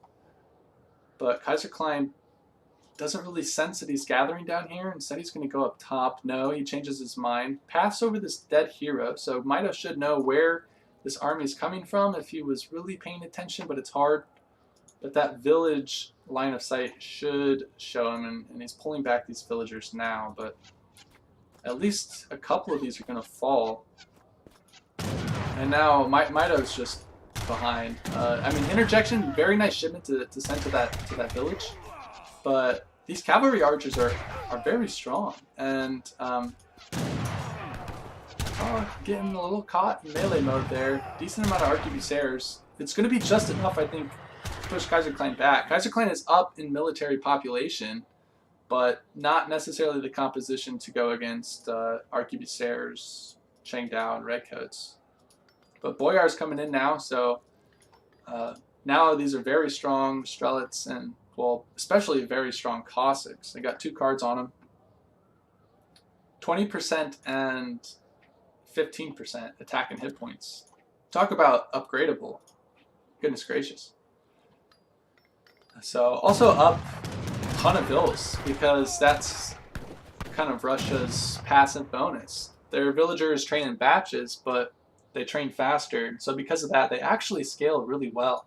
And now Russia's super scary because they are starting to finally get those upgrade cards in, and their units are becoming so cost effective, and their economy behind this is really booming.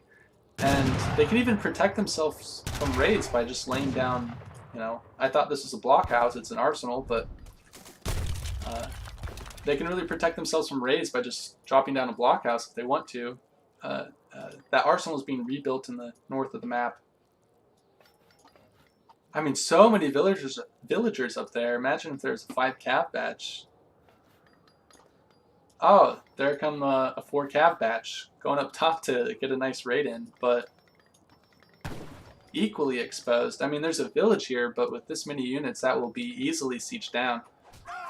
But I imagine Kaiserklein is going to react to this by moving his units up top and not going for a counter raid. We'll have to see what he does. That's what he's doing. He's moving his units up top, but a lot of villagers are going to fall, but does it really matter? I mean, he's up 20 population. His units are so much more cost effective, but the Chinese units are so much stronger, I guess. But I mean, cav combat now, it's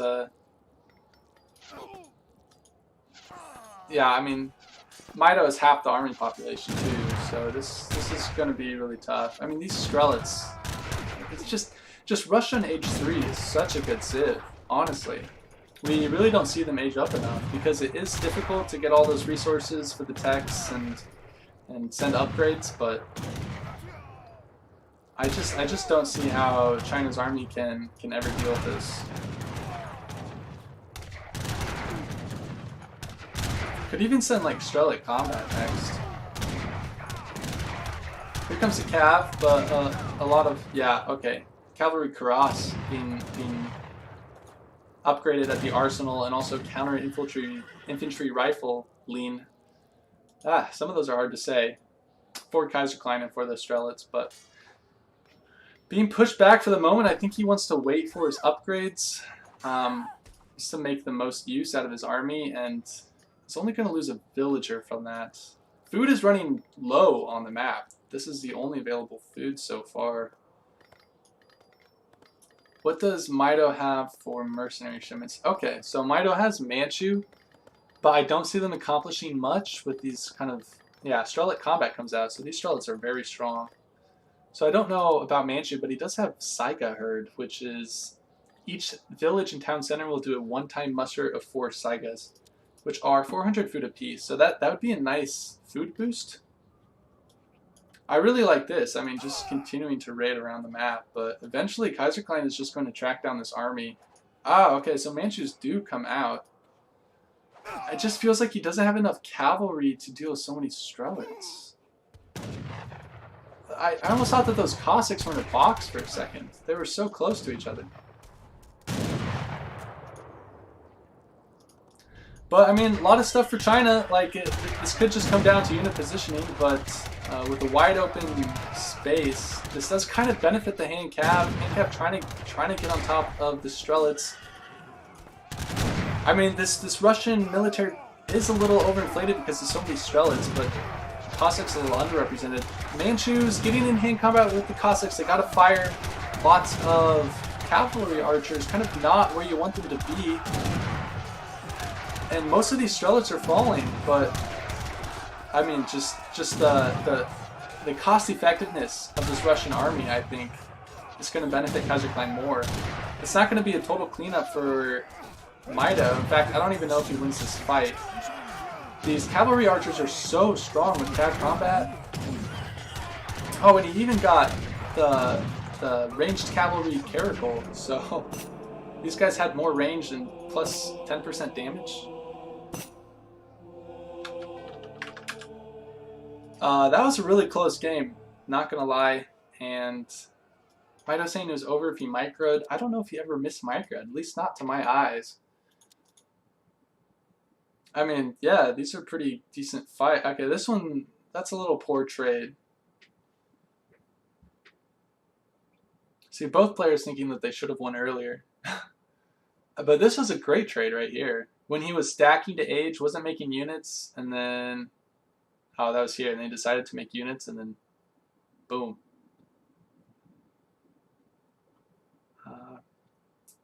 This fight, I guess, could have went better. Yeah, okay, this was the big fight with the two falconets that really went in favor of Kaiserklein. I mean, it's hard to get on top of falconets that Kaiser's controlling. Like, if you can't get on top of them, I don't know if that's like miss macro. I think it's just that the other player did a good job covering them. All resources gathered, Russia's just ahead because, I mean, villager population, kind of some raids here or there, but Russia really outscales normal 1TC production.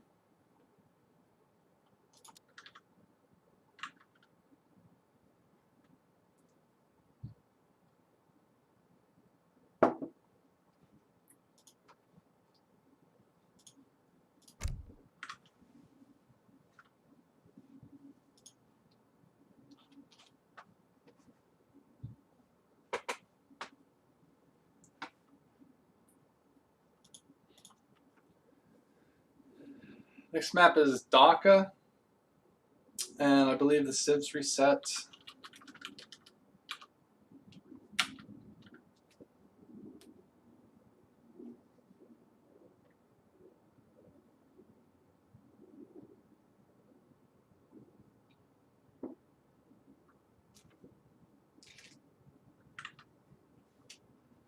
Mitoe probably would have won that game if he had shipped Mandarin Duck Squad.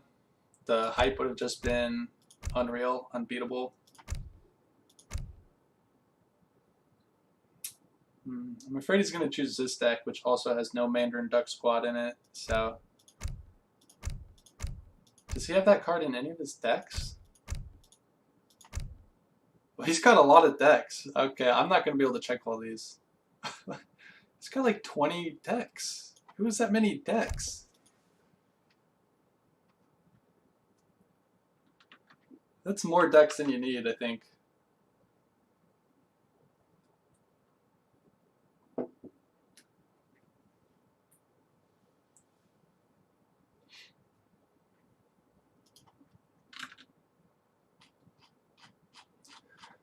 I really can't wait to rewatch this VOD and watch the moment that MDS wins, because I didn't really get a good look at the chat, and that's half the fun when you watch these things live.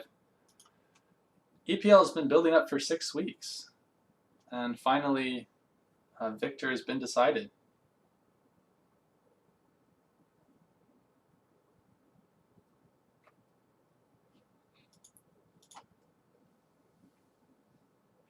This is sort of set up by really strong performances from Perez earlier this week.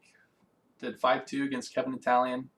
Minimult added on to that lead, winning his series 4-3 against B-Winner. And then Osmane, the first game today, well, after Rycoke and Wookle, but the first EPL game today, won 6-1 versus Optimus Prime. So already put MDS in a very good spot. Jerry won 2 games against Castet, so he went 2-5. And that left Mitoe just one more game to win, and he pulled it out in game 3.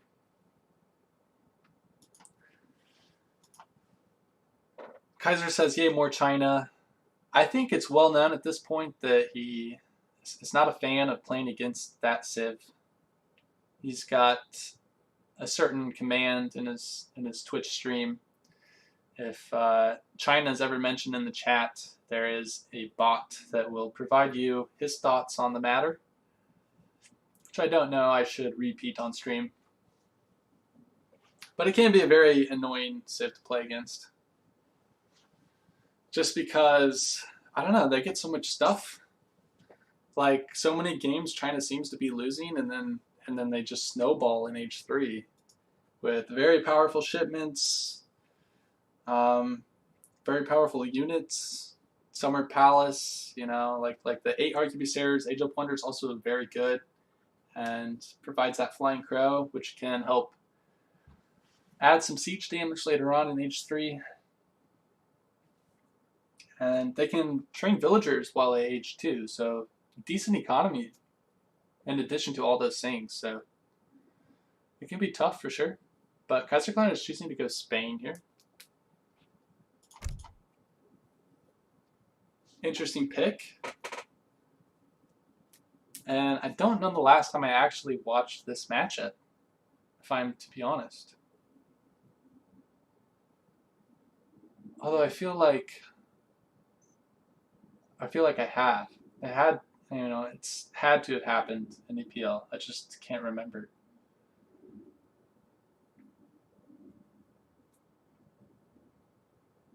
Mitoe could 8-pike the tower, maybe, but I mean, Spanish explorers access to dogs.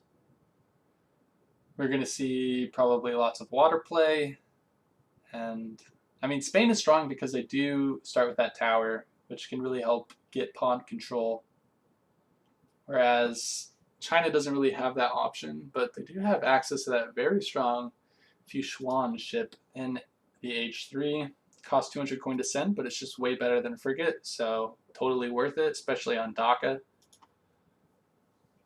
We'll have to see if it ever gets to that point. If you guys watch the New World Championship LAN, you'll know that New England was a featured map there.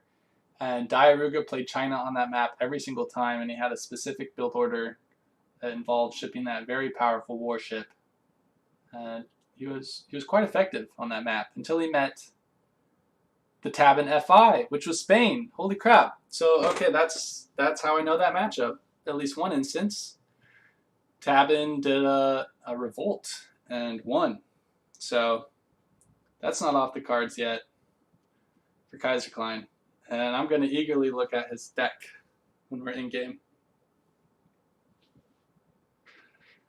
However, I don't know if I've ever seen Kaiserklein revolt ever.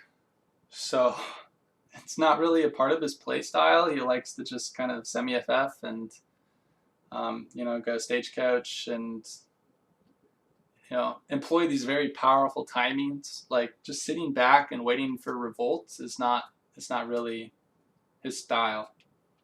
So, unlikely, but we have seen our fair share of revolts so far in EPL 2, especially if you watch Oliveza games. Some very, very entertaining ones there. I think he tried to revolt once in like 4 out of the 5 games that he played in one series. It was crazy.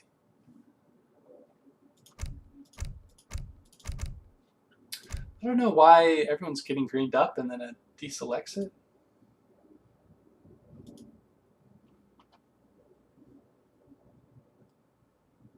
Let's go! Green up! Green up! I love the new taunts.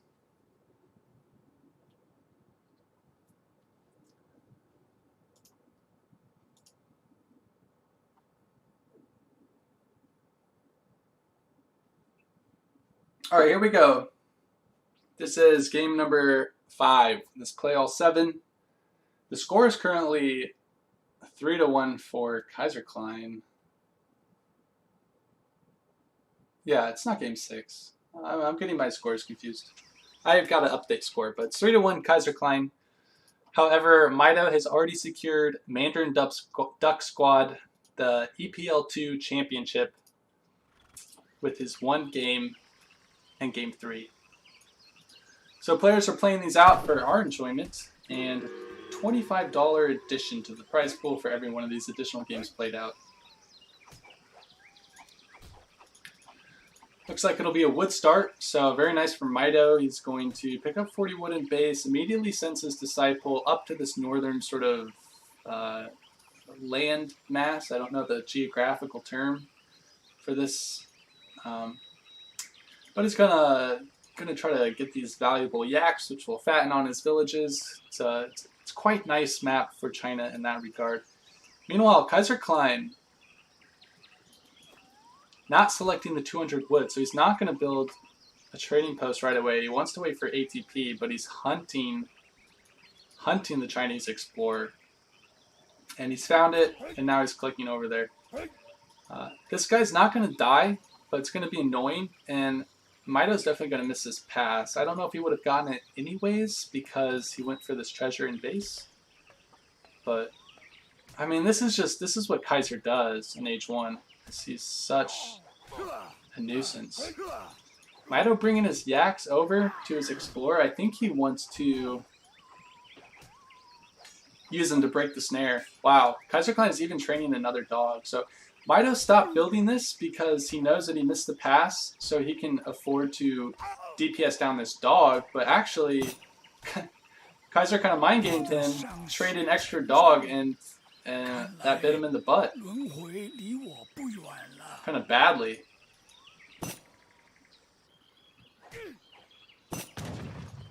That sucks, man. That sucks for Mitoe. But also, I mean, really smart play from Kaiser. You can say it's kind of lame, but I mean, this is EPL playoffs. You're playing to win. So just hunted that explorer down, and you know, because he saved his wood, he's going to be able to build an ATP trading post.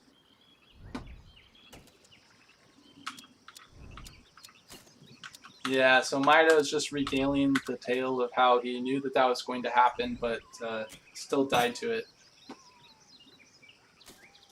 Like I said, both these players are friends, and they played tons of matches against each other, so they kind of know each other's play style. And I mean, this is kind of mind games. Like, Mitoe is just trying to be greedy, get this trading post. I mean, it's typical Mitoe to realize that he didn't get the pass, so okay, I'm going to try to DPS down this dog, even though I could just build it and complete the trading post. But because he was greedy in that sense, Kaiserklein kind of abused that and trained an extra dog. So, like, this little engagement is such a good representation of how these two play. Mitoe kind of disappointed though with that, and actually this explorer with 4x siege damage is gonna just finish it. So Mitoe just minus 200 wood, gets no experience. You could say minus 200 wood, you could also say minus 1 vill, because that could have been a village which would have spawned an extra villager with northern refugees. So now he's just going for the no-vill FF, kind of a Mitoe staple. And what is this one? The Porcelain Tower. So this is kind of Diaruga's build, although I think Diaruga put villagers on this. But Diaruga and NWC LAN aged up with the Porcelain Tower to H2, and then the Skirm Wonder in H3. Trying to kill a dog, doesn't quite get it. But again, this is typical Mitoe putting no villagers on the Wonder. And it's going to be very tough to come back. And yeah, as he's saying, you know, Mitoe, even though he brought home the victory to MDS, still wants to win this series. And kind of unfortunate these things happened. You know, I completely forgot to check the map, but it spawned really nice, so that's great. And here comes the tower, pretty predictable from Kaiser ATP stuff. This tower is very important for pawn control. Puts it on Mito's side, so very aggressive. This ATP does slow down the Spanish player, but no villagers on the Wonder, and Kaiserklein knows this because he scouted with his dogs. So he feels very comfortable doing this sort of play. It doesn't quite have the wood for the last trading post. I wonder if he's researching Stagecoach, or if he'll get that later. Chest of 700 coin come down.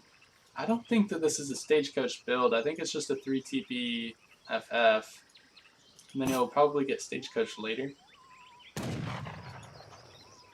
Mito's up. He shipped something and it didn't increase his population. So it's a card. And I just took a look at his deck. Look at this deck. I mean, he definitely wants to go 4, right? But he's got those necessary cards in H3, but super late age focus. Got those 7 hand mortars. Psycho Herd, he likes to have that deck in his card. Fushuan, as I was talking about, stronger than a frigate. Meanwhile, Kaiserklein's deck, not as age 4 focus, but he's got the 2 caravels, the 1 frigate, and that's about it for water cards. Spanish Gold, of course, ATP. Everything else very standard for Kaiser, as you would expect.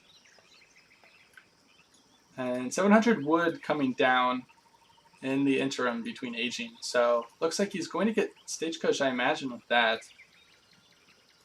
Haven't looked at his res or his macro, but with an in-base barracks, I think he's going to try to play this later game.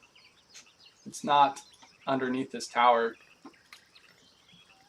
Mitoe just now getting all the resources he needs to age, but I mean, can you imagine if he had a barracks here and, you know, the Pyro FF, I guess you could say, would just demolish this. Of course, the Pyro FF isn't happening because he built all these trading posts, but some aggressive play from Spain could affect China here. 8 villagers now on this Wonder. This is the Summer Palace, so I think Mitoe wants to FI. He's got 700 coin, or 700 wood in bank, 700 wood. That was his only card in H2. And because he doesn't have a trading post, this is just so bad for Mitoe. I mean, it's slowing down his whole XP curve. He's shipped 700 coin now, but he should just have an extra shipment right now if he had this guy up the whole time. And as a result, Kaiserklein just got free 4 TP Stagecoach. Ages with the Caravel. Going to secure himself a little bit of control over this pond. And Mitoe's just going to FI right off the back of this, so. Question is, will he even have a card ready when he hits H4?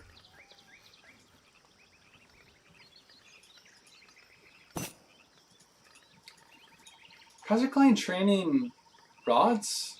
He trained 10 rods, but he's not really... he's not doing anything with them. But I think he's just gearing up for like a Kaiserklein timing. TM. So, Kaiserklein special. Spanish Gold coming out as his first card in H3. But, more rods. Kind of a decent all-around unit. They're very fast, 6 speed, so they can run away from ranged infantry. Good against Cav. Kind of poor siege, but, if Kaiser chooses to send 2 Falconets or something like that. Let's check units in queue. It's got some skirmishers and some lancers in queue. Meanwhile, Mitoe's nothing. He's aging, which is good. So, now this feels kind of good. Like, Kaiserklein has gone Spanish Gold 1000 wood, so he's just kind of letting Mitoe FI.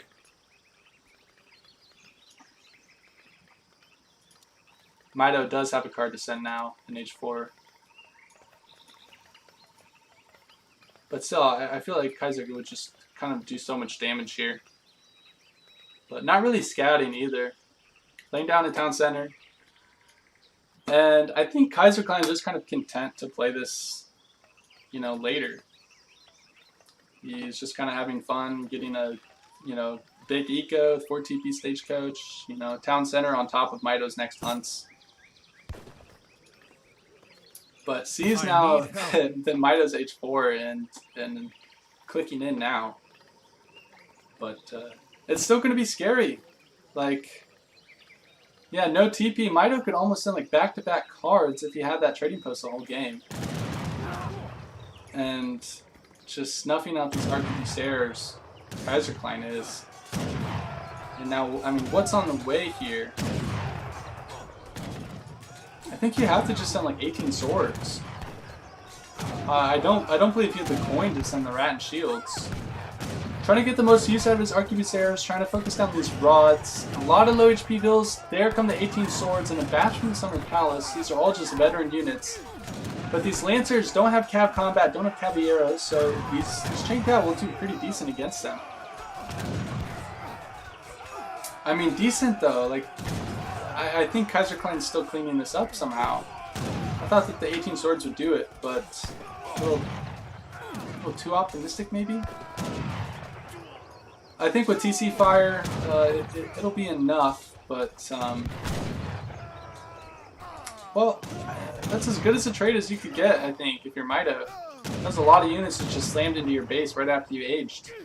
But it looks like everything's going to trade about equally, except the...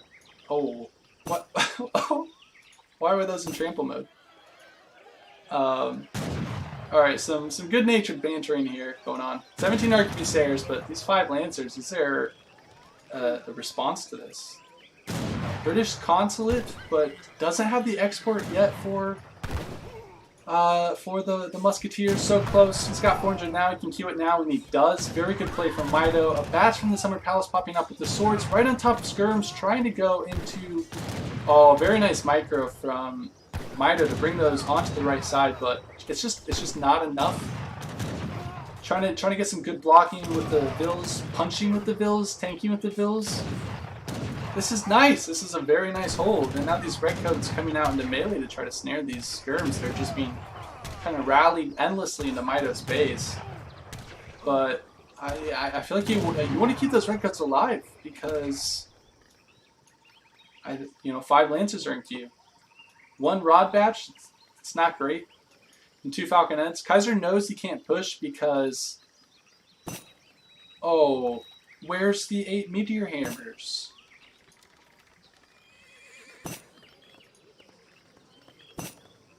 Oh, he didn't have Falcons that whole time. I didn't even notice. Yeah, that sucks. But why does Mike not have 8 Meteor Hammers? What? That's such a good card. He's got the Crows now, which are going to deal very well with these Falconettes, but imagine Meteor Hammers versus like veteran rods. I don't know. It sounds really good. Building market. He's got a decent amount of hunt left over here. Building a TC now. Look at these two players, town centers. I don't think either knows that they've got trading post or town centers there.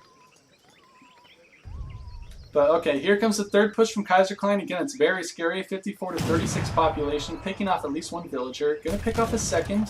Mike was busy walling here. Has discerned that there's a town center on top of his hunts. And kind of a very nice wall here, but he's going to lose the village and his consulate for it, so I don't know if it's worth it. He's going to kill it. I mean, of course, 285 siege is just incredible for a cannon. But honestly, I would prefer to have these buildings alive right now. Oh, a third Flying Crow being popped from the Confucian Academy, so you just can't really push in here if you're Kaiserklein because there's too much good stuff for China. And loses that forward village, a little unfortunate. Still has 900 coin on that mine. But, I mean, Spain is so far ahead in economy. Let's just consider that. 42 to 35 villagers. In addition, there is 10 to 12 villagers worth of economy in these 4 TP stagecoach. And I would like to see Mike revive his Explorer. This guy's got almost 2,000 HP now in the 4th age.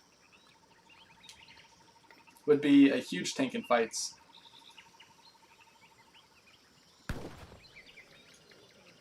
And I wonder if Kaiserklein's trying to age. He's stacking 1,000 coin. No, he's built an artillery foundry. What's in queue? Colves. There it is. Colverin's in queue to try to deal with these 3 flying crows. And he's got an arsenal up. What upgrades? He's got cavalry cuirass on his lancers. But that's it. No counter infantry riflery. I can never say that. My gosh. No archaic HP. As I say that, okay. Infantry breastplate is being researched. And lancers trying to come in for a raid. Just going to be a nuisance. Knows that Mitoe is slow because he's got now 5 flying crows. So gotta kind of wait around for those guys, but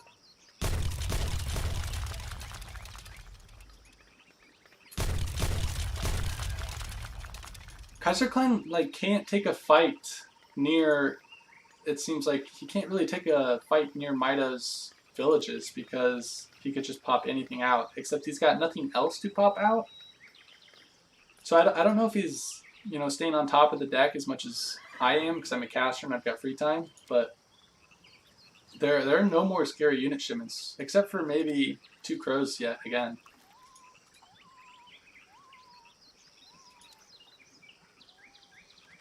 I don't know if this ship is good. Wakao? I mean, I doubt it because I think it just holds 10 petards. But that would be kind of a funny shipment to, I don't know, petard at the base. Very unlikely. Let's take a look at this upcoming fight. So, lots of very defensive walls here. These Culverins are going to outrange these flying crows though, so might have to go back. 3 trained but only 2 shot. There comes the 3rd.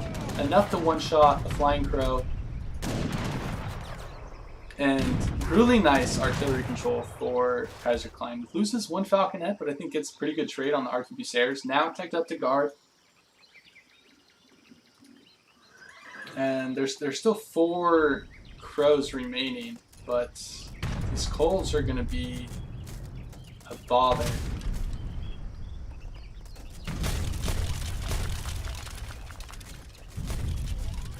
I mean, he doesn't even have the rat and shields. Like, this deck is so very Mitoe. I mean, Manchu combat instead of, I don't know.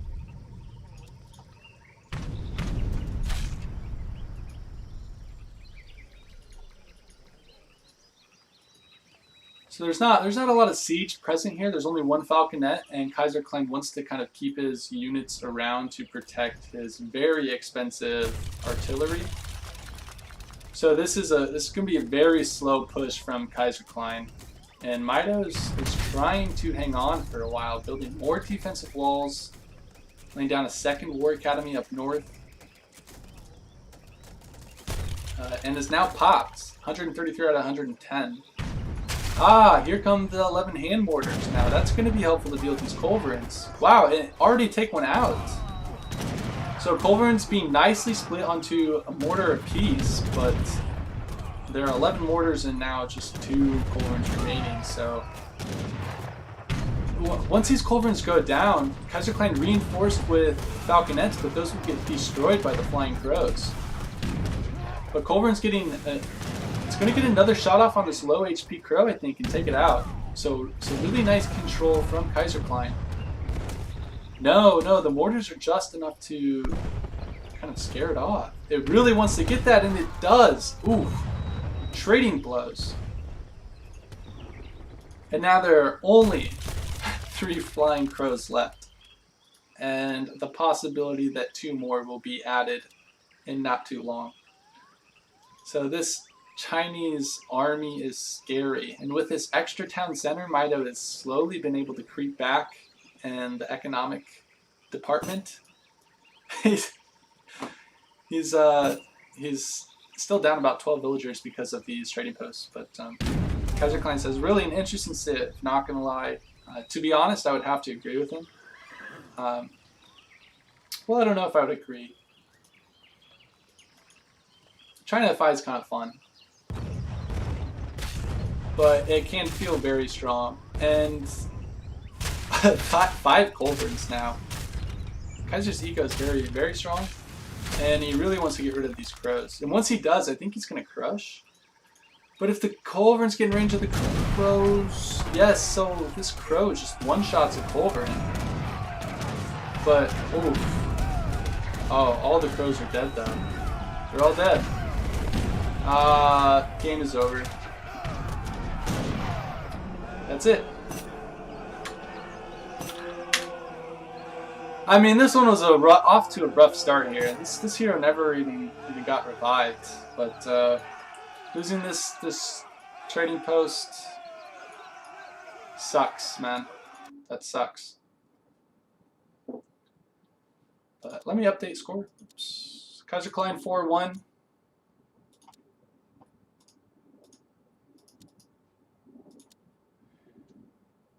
Now, if Kaiser only needed a 6-1 to win the series, that would be scary.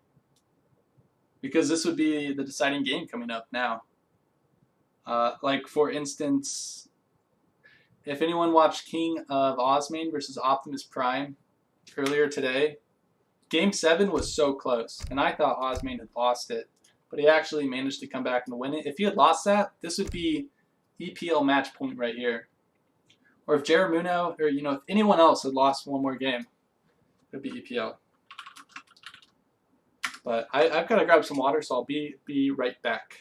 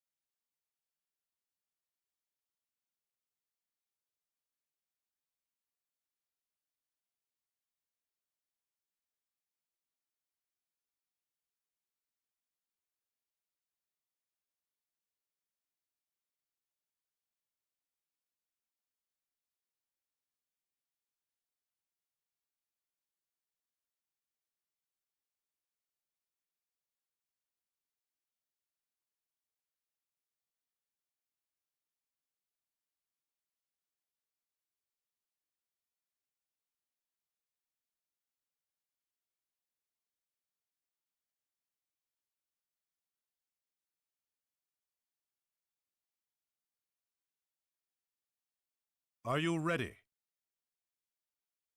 Yes.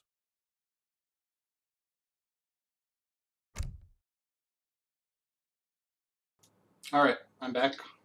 Apologies for the delay. Grabbed myself some water, also grabbed a nanner to tide me over, because I haven't eaten yet today.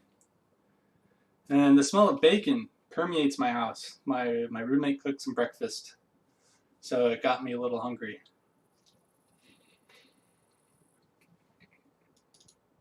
But this banana is good enough. So this is game 5. I apologize, my little rambling at the end of last game. I thought it was 5-1 Kaiser, but it's 4-1. So we do have 2 more games left to go. And the map is Lamaka, so everyone starts with an extra wood crate. Guarantees a trading post for both of these civs. But Mitoe not building his right away, choosing to go for 40 XP instead. A little questionable, but I don't think he gets first pass here anyways if he builds it, if I'm not mistaken. So perhaps doesn't slow him down at all. But Kaiserklein going to go for that first trading post. Do some scouting with his native scout. Let's see if / where the villager treasure spawned. I don't think we see a village treasure on this map today. That's kind of the most important one that has a chance of spawning. Oh, Mitoe choosing to build a dock. Yeah, so Kaiser actually missed the pass here. Kind of sloppy from him. But yeah, I want to talk about this dock. So Mitoe choosing to use his travois, starting travois to build a dock, which he sometimes likes to do, but on this map it's interesting. And chopping the extra wood for a house, still chopping wood. So he has enough wood in bank to queue 1 boat, and it looks like he's going to keep chopping to queue additional ones. Just send his card. I expect it'll be 3 villagers. But yeah, look at this deck. I mean, if Kaiserklein just looks at this, he'll know what's going on. Mitoe could have tried to go for stealth water. It's what I like to call it. Where you have like no water upgrades or cards in your deck at all. And you just kind of hope that your opponent never scouts the dock. Which is, I don't know if I recommend it. Especially against Kaiser, who kind of scouts everything, it seems like. But Kaiserklein going to get 75 wood, but snared badly, and should lose his Explorer unless he pull tricks. Unless he pull tricks, which he does. Very clean from him, but on low HP. So Iroquois hero now going into ranged mode. Do a little bit of extra damage. And that's a fast age up time for Kaiserklein. He's actually going 12-10. So didn't, only spent his starting wood on the trading post because it must have been a food start.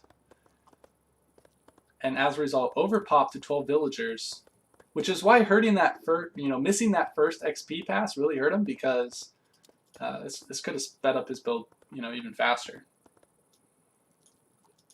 But could be a really nice counter to what Mitoe's doing, which is this very slow fishing play. And I don't think that dock was ever scouted by Kaiser. But I think he can discern that himself, because Mitoe didn't go for a trading post. So why would you not go for a free trading post unless you converted your travois into a dock? Also, you can just look at his deck. So all of those work. And I guess basically what I'm saying is that this 12-10 could be very strong, because he's going to be up before, or roughly at the same time that Mitoe even starts aging. But, kind of a forward villager. Not sure if it's hurting quite yet, or going to build an FB if you're Mitoe.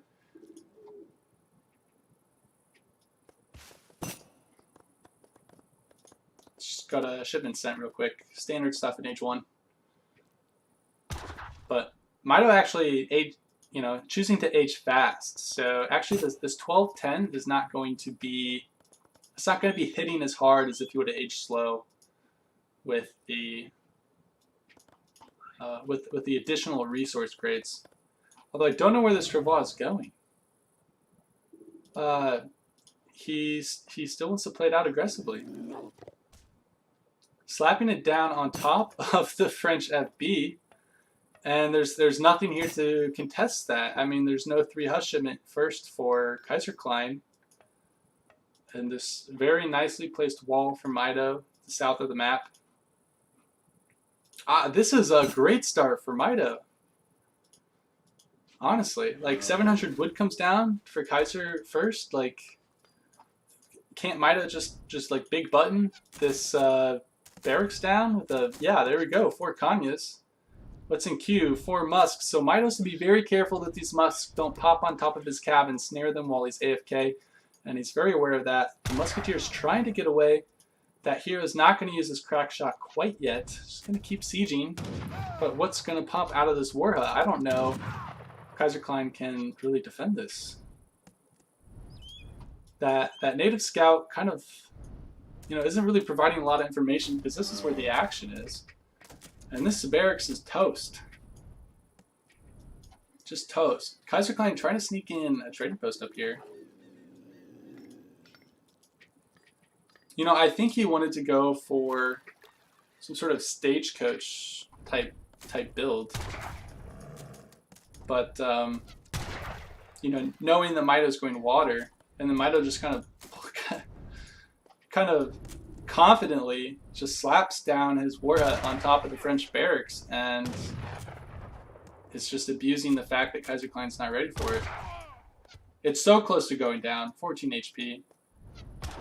Only 2 hyenas coming out here, but with the war hut, these units, I don't know if this crack shot was ever used, to be honest. I mean, it must have been. There aren't a lot of musketeers here. Jeez, nice control here from Mitoe, but you can't really micro this if you're Kaiserklein. Like, what do? You only have musketeers. Gonna get some good damage there, but cleaned up for the moment being. 8 crossbows, or no? It's 4 Huss in base.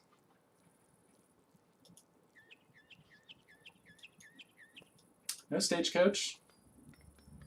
Didn't get anything with that little 2 Kanye raid, but got some information. Knows that there's a stable in the back of Kaiserklein's base. Mitoe is popped now again, so building down a house. Did he ever research the big button? Text completed? No. So not even a market down for the Iroquois player, but does have this very handy 11 fishing boat economy working behind all of this. So quite nice for him. I mean, Kaiserklein's forced to ship 8 bows, which combined with these Hussars could be quite strong. There, you know, not really any Kanyas here to contest these bows, but there's a lot of infantry here for Mitoe, and yeah, if Kaiserklein's not careful, he could get caught here. Here comes 6 tomahawks shipped to the war hut, and this looks like it's going to be a great fight for Mitoe. Mitoe poised so far to win both of his Iroquois games. Man, this native scout, though, is very well placed. Immediately scouts the corral, and, you know, because it's behind the war hut, it's not really going to get scouted by this hero, probably. But I think Mitoe might actually, I think he was kind of hunting for it mid-map here earlier with his units. I don't know. Hussar trying to get a raid in, but just going to be a bother sieging this. And, I mean, why not? They're so mobile that he can afford to, and these walls are so weak. Mitoe's going to try to wall it again, which I quite like, but he's got to be fast. He's got to be very fast, and I don't know. It's going to be close to see if they all go up. I don't know why the HP of this wall is not showing up in the UI, or visually.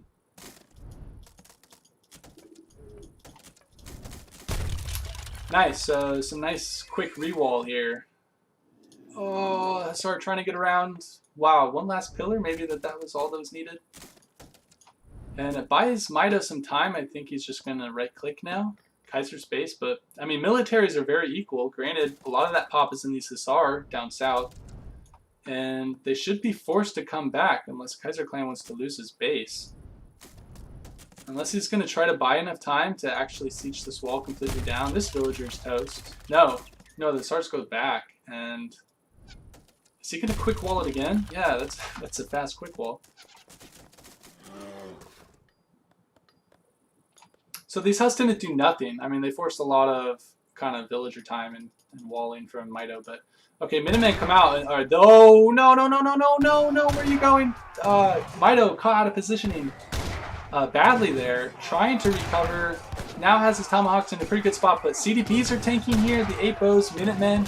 This looks like it's going to be a very nice fight for Kaiserklein. Excellent micro-tasking a few Hussars onto those Kanyas, and the Hussars in the back getting onto those Hyenas, and yeah, this looks like it's going to be a cleanup for Kaiserklein. These CDPs tanking is so huge. And I mean, everything looked so well for Mitoe until that engagement. His units were just out of position, and it's a quick game for Kaiser. The UI doesn't go up this much, but how did he not? How did he not know there was a dock? Just look at Mitoe's deck. And the fact they didn't build a TP. I mean, that said, so there was still no market on any of these villagers. Meanwhile, the French economy is pretty strong with steel traps and placer mines and whatnot. But actually, France out... What? I guess market and CDP, good unit, yeah. He did ship 2, I mean, he shipped 2 crates. But, you know, 1,400, he outgathered by more than that, so. I don't know if that dock really paid off. Meanwhile, yeah, roughly equal in populations. Kaiserklein got a small boost from those Minutemen, but just wasn't quite paying attention to where the units are going, and Mitoe got kind of caught out of position. Feels bad, man.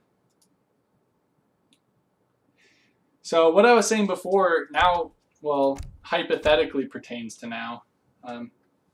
MDS has already won EPL, but if Kaiserklein did need a 6-1 to win it, then this would be the upcoming match point for all the marbles. But it's not. Just want to put that out there again. MDS has secured the victory, so.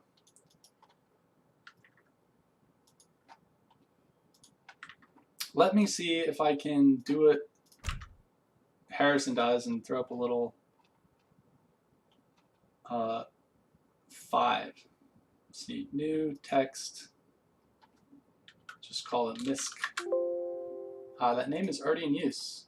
MISC2. Here we go.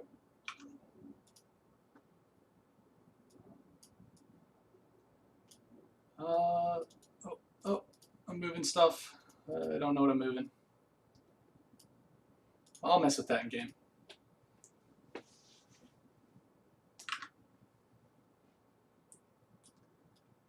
So it's a little ugly now, but I want to have the correct score up there, so.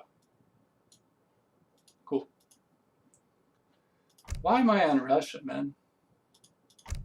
Give me Brit.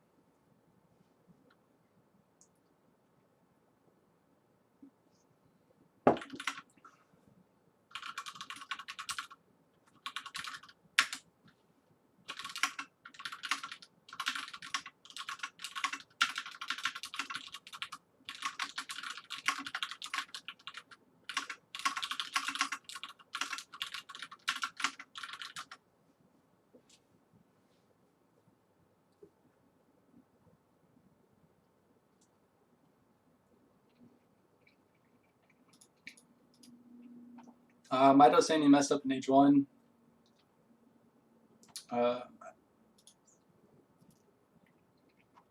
think he got housed a little too quickly. I don't know.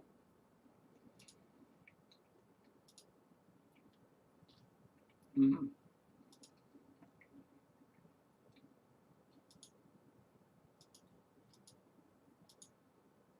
Yeah, France outgathered Iroquois a lot that game.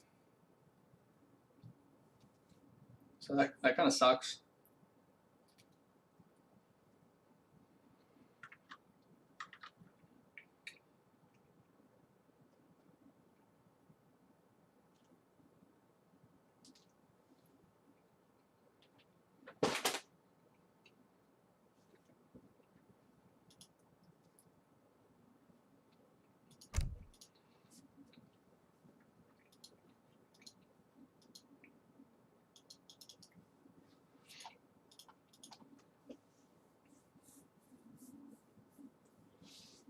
Mitoe might be a little down with his performance so far, but did bring home the championship. So in the end, that's it's a big one for the team.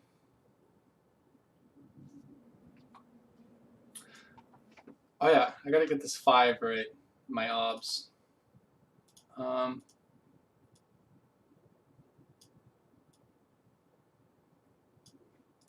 And now if I does that work?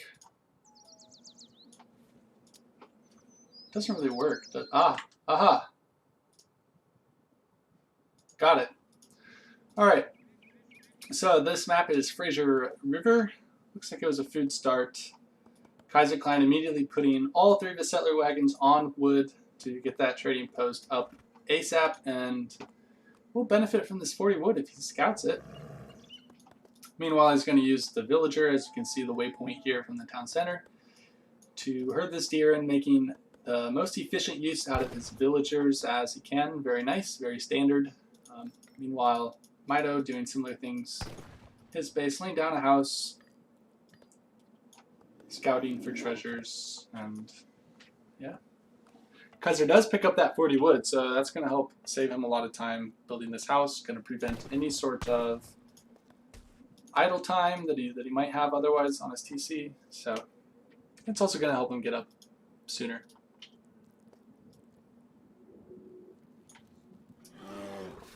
$90 food here for Mitoe, also 40 wood. 3 stray sheep. I don't know if either player's going to get that. It's kind of it for the good treasures. There's a bear cub here, but I don't really know if you want that on this map because there aren't any other like great treasures you can take with it. Mitoe is kind of showing off here, kiting one treasure while picking up the other, but that's so hard to do and just getting kind of unlucky with the Guardian RNG and aggro and de-aggro. But I'm gonna get this one. Let's see if he can get a shot off. He's not gonna try to pick it up. But this is making the most efficient use out of his explorer's time, I guess. And Kaiserklein is nowhere around to challenge it for once. So it feels nice having Age 1 where you can treasure without Kaiserklein breathing down your neck, or your explorer's neck, I should say. And all pretty standard stuff. Dutch versus Germany, this is, I mean, it feels like a pretty even matchup, I guess you'd say. Maybe Germany's like slightly favored. But I don't know. Neither civ has access to 2 Falconet shipments. Germany does have access to these very powerful Jaegers, but their hand cavalry is kind of lackluster. Whereas I think you would prefer to have Hussars in your composition, which the Dutch player does, but sometimes Jaegers can be very difficult to deal with. And Mitoe up with 15 villagers, standard age up now, just gathering the resources for his bank in transition. And Kaiser did pick up this bear, this honcho. Just gonna kind of help him, you know, I don't know, if Mitoe is doing some funky trading post stuff, it would kind of deny that, but Mitoe's playing pretty standard Dutch right now. Kaiserklein up with 17 bills, also standard. But you know, gathering a little bit too much food here. Almost 400 food, but 300 wood. So that bank is not going up as fast as it could otherwise. Now switching those food bills onto coins so that he can have a villager in queue when he's aged up. Sometimes this macro can be a little tricky and pretty tight, especially if you haven't if you're a newer player or something.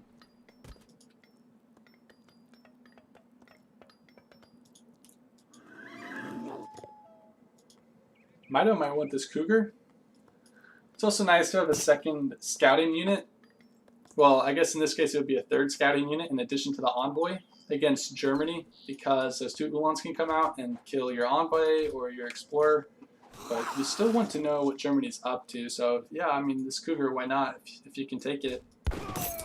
And 3 stray sheep for Kaiserklein. I mean, these are going to be useful in like about 10 minutes or so, which this game will probably last that long. So that'll be a nice food boost, to be honest. But in-base barracks for the Dutch player, a little non-standard. I think most people would build a stable just to get some Hussars out. And Mitoe's definitely trying to scout what this military building is going to be from Kaiserklein. But Kaiserklein not showing it. Not showing one yet, I should say. And he's got to be careful, that he doesn't lose everything to Uhlans.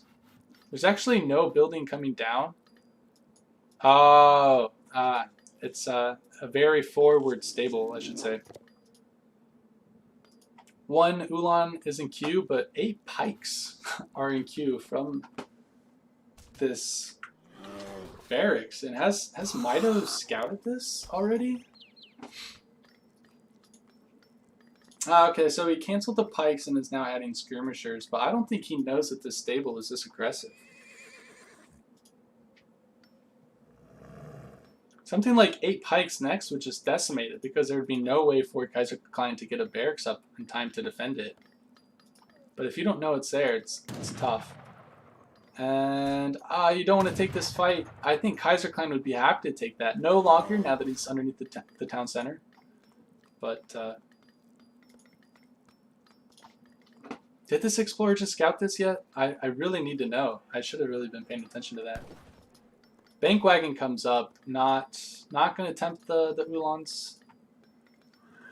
Just going to go back for now. And okay, now that there's a barracks coming down, this is I guess the window, you could say, for Mitoe to punish this very aggressive stable has sort of closed. And now it's just going to be standard defense stuff. So I don't know why he's pushing here. Even an outpost coming down now for Germany to ship units to it, but yeah, I just really don't know if you can push. But Mitoe knows his own limits and retreats safely. Gets some pot shots off on Hancho. And still wants to actually kind of push. He's got a lot of pikes, 10 pikes. But with the addition of this barracks and this outpost, I don't know if he can really go in here.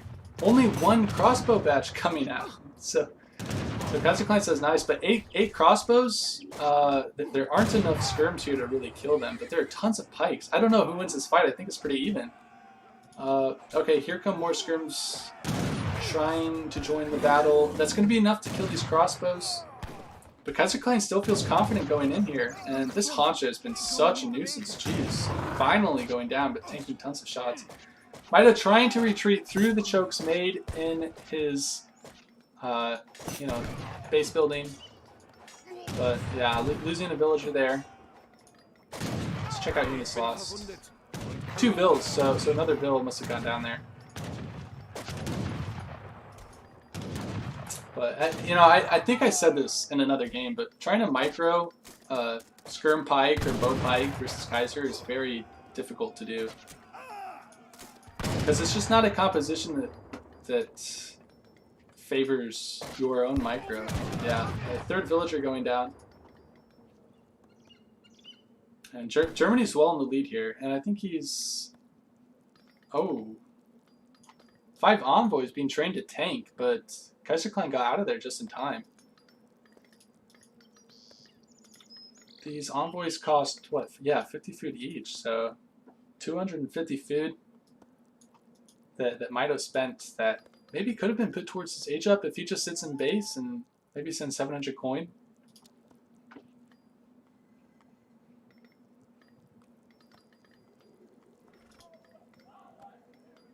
$600 wood coming out now. Mitoe's only on 3 banks, so might be interested in adding to that.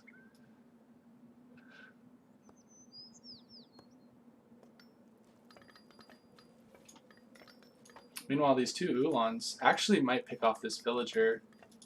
They took a very long route to get here. Nicely blocking with the other bills.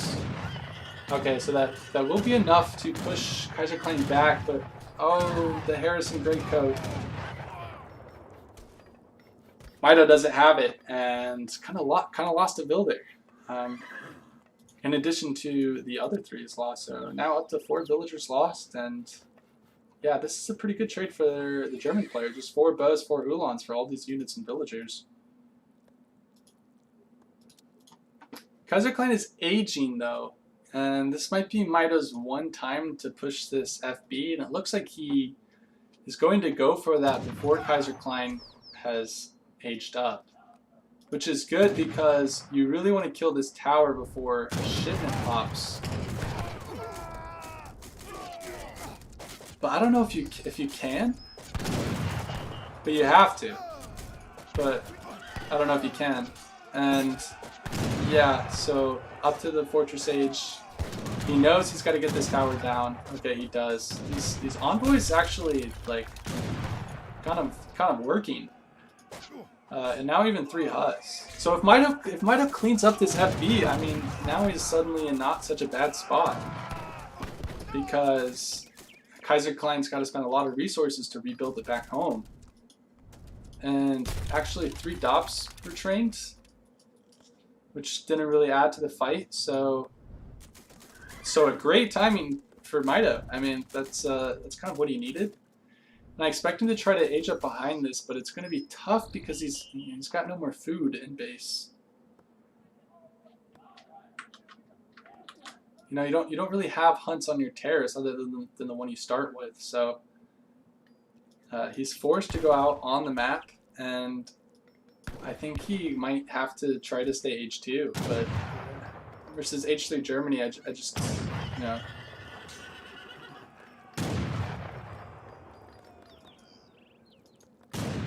Gonna be tough. These are veteran skirmishers versus regular. They still have the same range, but Minutemen called now, so I expect Kaiserklein just sent a shipment. Dops are connecting with the pikes, getting really good value there, but XP donators, even Tech to Veteran, are donating lots of XP. And Mitoe, I mean, Kaiser holds, but that was a good trade for Mitoe, I think, especially down in age, and fighting Minutemen and some bills tanking. And he's actually going to try to go back in with the SARS. He wants to get as much value out of these units as possible, and stacking res to age behind this. So it's nice to be able to age for sure, but he's got to be so careful because something like 9 Ulans comes now. How do you defend your res? He's got a villager here. Nice, a little cheeky backherd before it runs away. I mean, that must have been a rally because he shipped 3 Hus or something. But okay, Mitoe laying down some defensive walls. War wagons trained for Kaiser. He's got skirms and Ulans in queue now, and these sheep. You know, earlier I said that they would be fat in 10 minutes. Totally wrong. They've only gained 100 food in that amount of time. So give them another 10 to 15 minutes, and then they'll be ready. But unfortunately, this wall is not going to be completed in time. Might have losing a villager there, and yeah, these units can sneak on past. Kaiser's gonna siege it anyways because he doesn't want to get caught. But it really feels like Mitoe needs to get out of here. Wait for a shipment. You know, train some Reuters and stuff. Get these villagers out of here.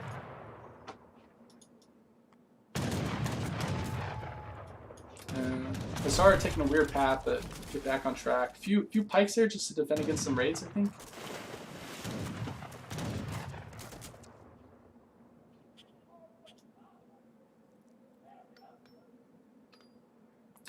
But Kaiserklein knows where Mitoe's gathering, and Mitoe knows that Kaiserklein knows where Mitoe's gathering, so he's trying to get out of there. And 8 skirmishers being shipped is his first card. He's got some Reuters now to protect against these Ulans, and 8 skirmishers is exactly what he needs against this massive war wagons. And you know, just got to be careful with the units here, I guess. Kaiserklein picking off a few ones for free there. Kind of a tough choke to micro around. Some skirms are pathing up on to the cliff. So are some Ulans, so kind of affecting both players. Another Reuter going down. This is kind of a lot of units for a control group. And 9 Reuters now as well, so this map is just so large that it takes a very long time for these unit shipments to traverse the terrain. And by the time these Ulans get here, the 9 Reuters shipped are just in time, and it kind of favors the defender, and the defender right now is up in economy, despite losing a good amount of vills. But, I mean, the German player has lost some villagers of his own, so things are looking like roughly equal, but I mean, as I say that, like Germany just pops up, you know, 20 military population with this card and trains 5 skirms and some war wagons, and now they're just like, they have so much stuff. I mean, just total populations, you know, 127 to 93. But the pikes are in a good spot against these donators. Envoys are also tanking as well, and these Ulans don't have cap combat on them. The Reuters are going to do very well, but there's still a lot of skirms and war wagons. Still, though, it looks like it's going roughly in favor of Mitoe. Gotta get those envoys in there to tank some, I think. But, okay, skirm count's definitely in favor of Kaiserklein. So, you know, envoys trying to tank. Pikes thrown into cover mode there as well. But I think, you know, the envoys paid off, and now you go back like he's doing. Mitoe up about, I don't know, a handful of score. Yeah, Kaiserklein says that was bad. Perchance. Have to look at the graphs. But still, he's very exposed down here in the south. An outpost being, you know, the foundation being slapped down there for Kaiser. So we got 600 coin left in this mine, and 600 coin left in this mine, but I think he just wants to, you know, is thinking in the long term. Oh, do the pikemen see it? They're not aggroing on it. So this outpost is going to go up. That would be a huge map hack if he had right-clicked that just on time. But Hussar catching a couple Ulans out to raid. But I'm very worried for these villagers. So now Mitoe scouts the tower here, but he's got, you know, about 12 villagers down here, and look where Kaiserklein's army is clicking to. He's got to evacuate them now, lest he lose them all. And these pikes are going to buy, like, no time at all, really. So, I mean, still though, I mean, the economies are going to be roughly equal after that. I felt like these villagers could have hid. But he's going for the trap. Oh, and Kaiserklein's not taking the bait. And actually now these Huss are kind of out of position. They're reinforcing war wagons. So I felt like Mitoe was trying to bait these Ulans out here and go for a Huss flank. But didn't quite work out. And now there's just so many skirmishers here for Kaiserklein, and not really enough Hus. There's not really a Hus mass. And there aren't really any Ulans, so it's just kind of like skirms for both players. Although these war wagons are kind of beneficial because they're so tanky, and so if Mitoe chooses to shoot them, it's going to suffer a lot of penalties from the opponent's skirms. And yeah, it looks like this is going definitely in favor of Kaiserklein. Just these trades. He's now up to 11 population, even after Reuters are shipped. And he's got really nowhere else to gather here. He sort of needed to secure this.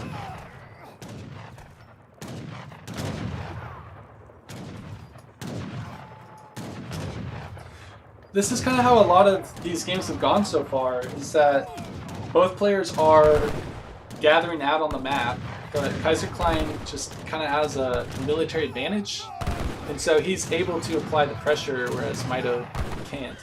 And 8 Ulans are popped from that tower, but the Reuters actually kind of sensed it and got back a bit, but that's still going to be, I think, a really nice trade for Kaiserklein. Got those Reuters kind of up in the Dutch player's face. Mitoe kiting nicely, no more Ulans really left, but yeah, all these skirms and war wagons is going to be rough. Losing villagers, now behind in economy, and definitely behind in military.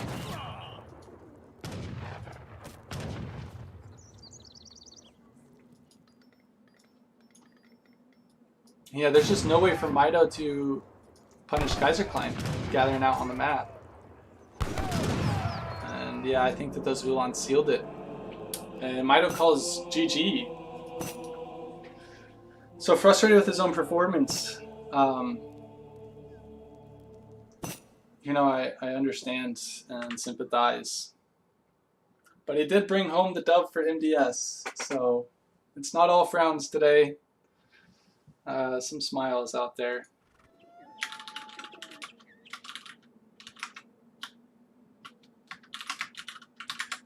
And appreciate these two putting on a good show for us here in the final match of the EPL. Yeah, that was rough there. I mean, Mitoe had a really good timing here and a really good fight. You don't really see Kaiser losing these with that much military advantage, but the German rematch was just so strong, and yeah, that outpost really came in handy. It was really crucial.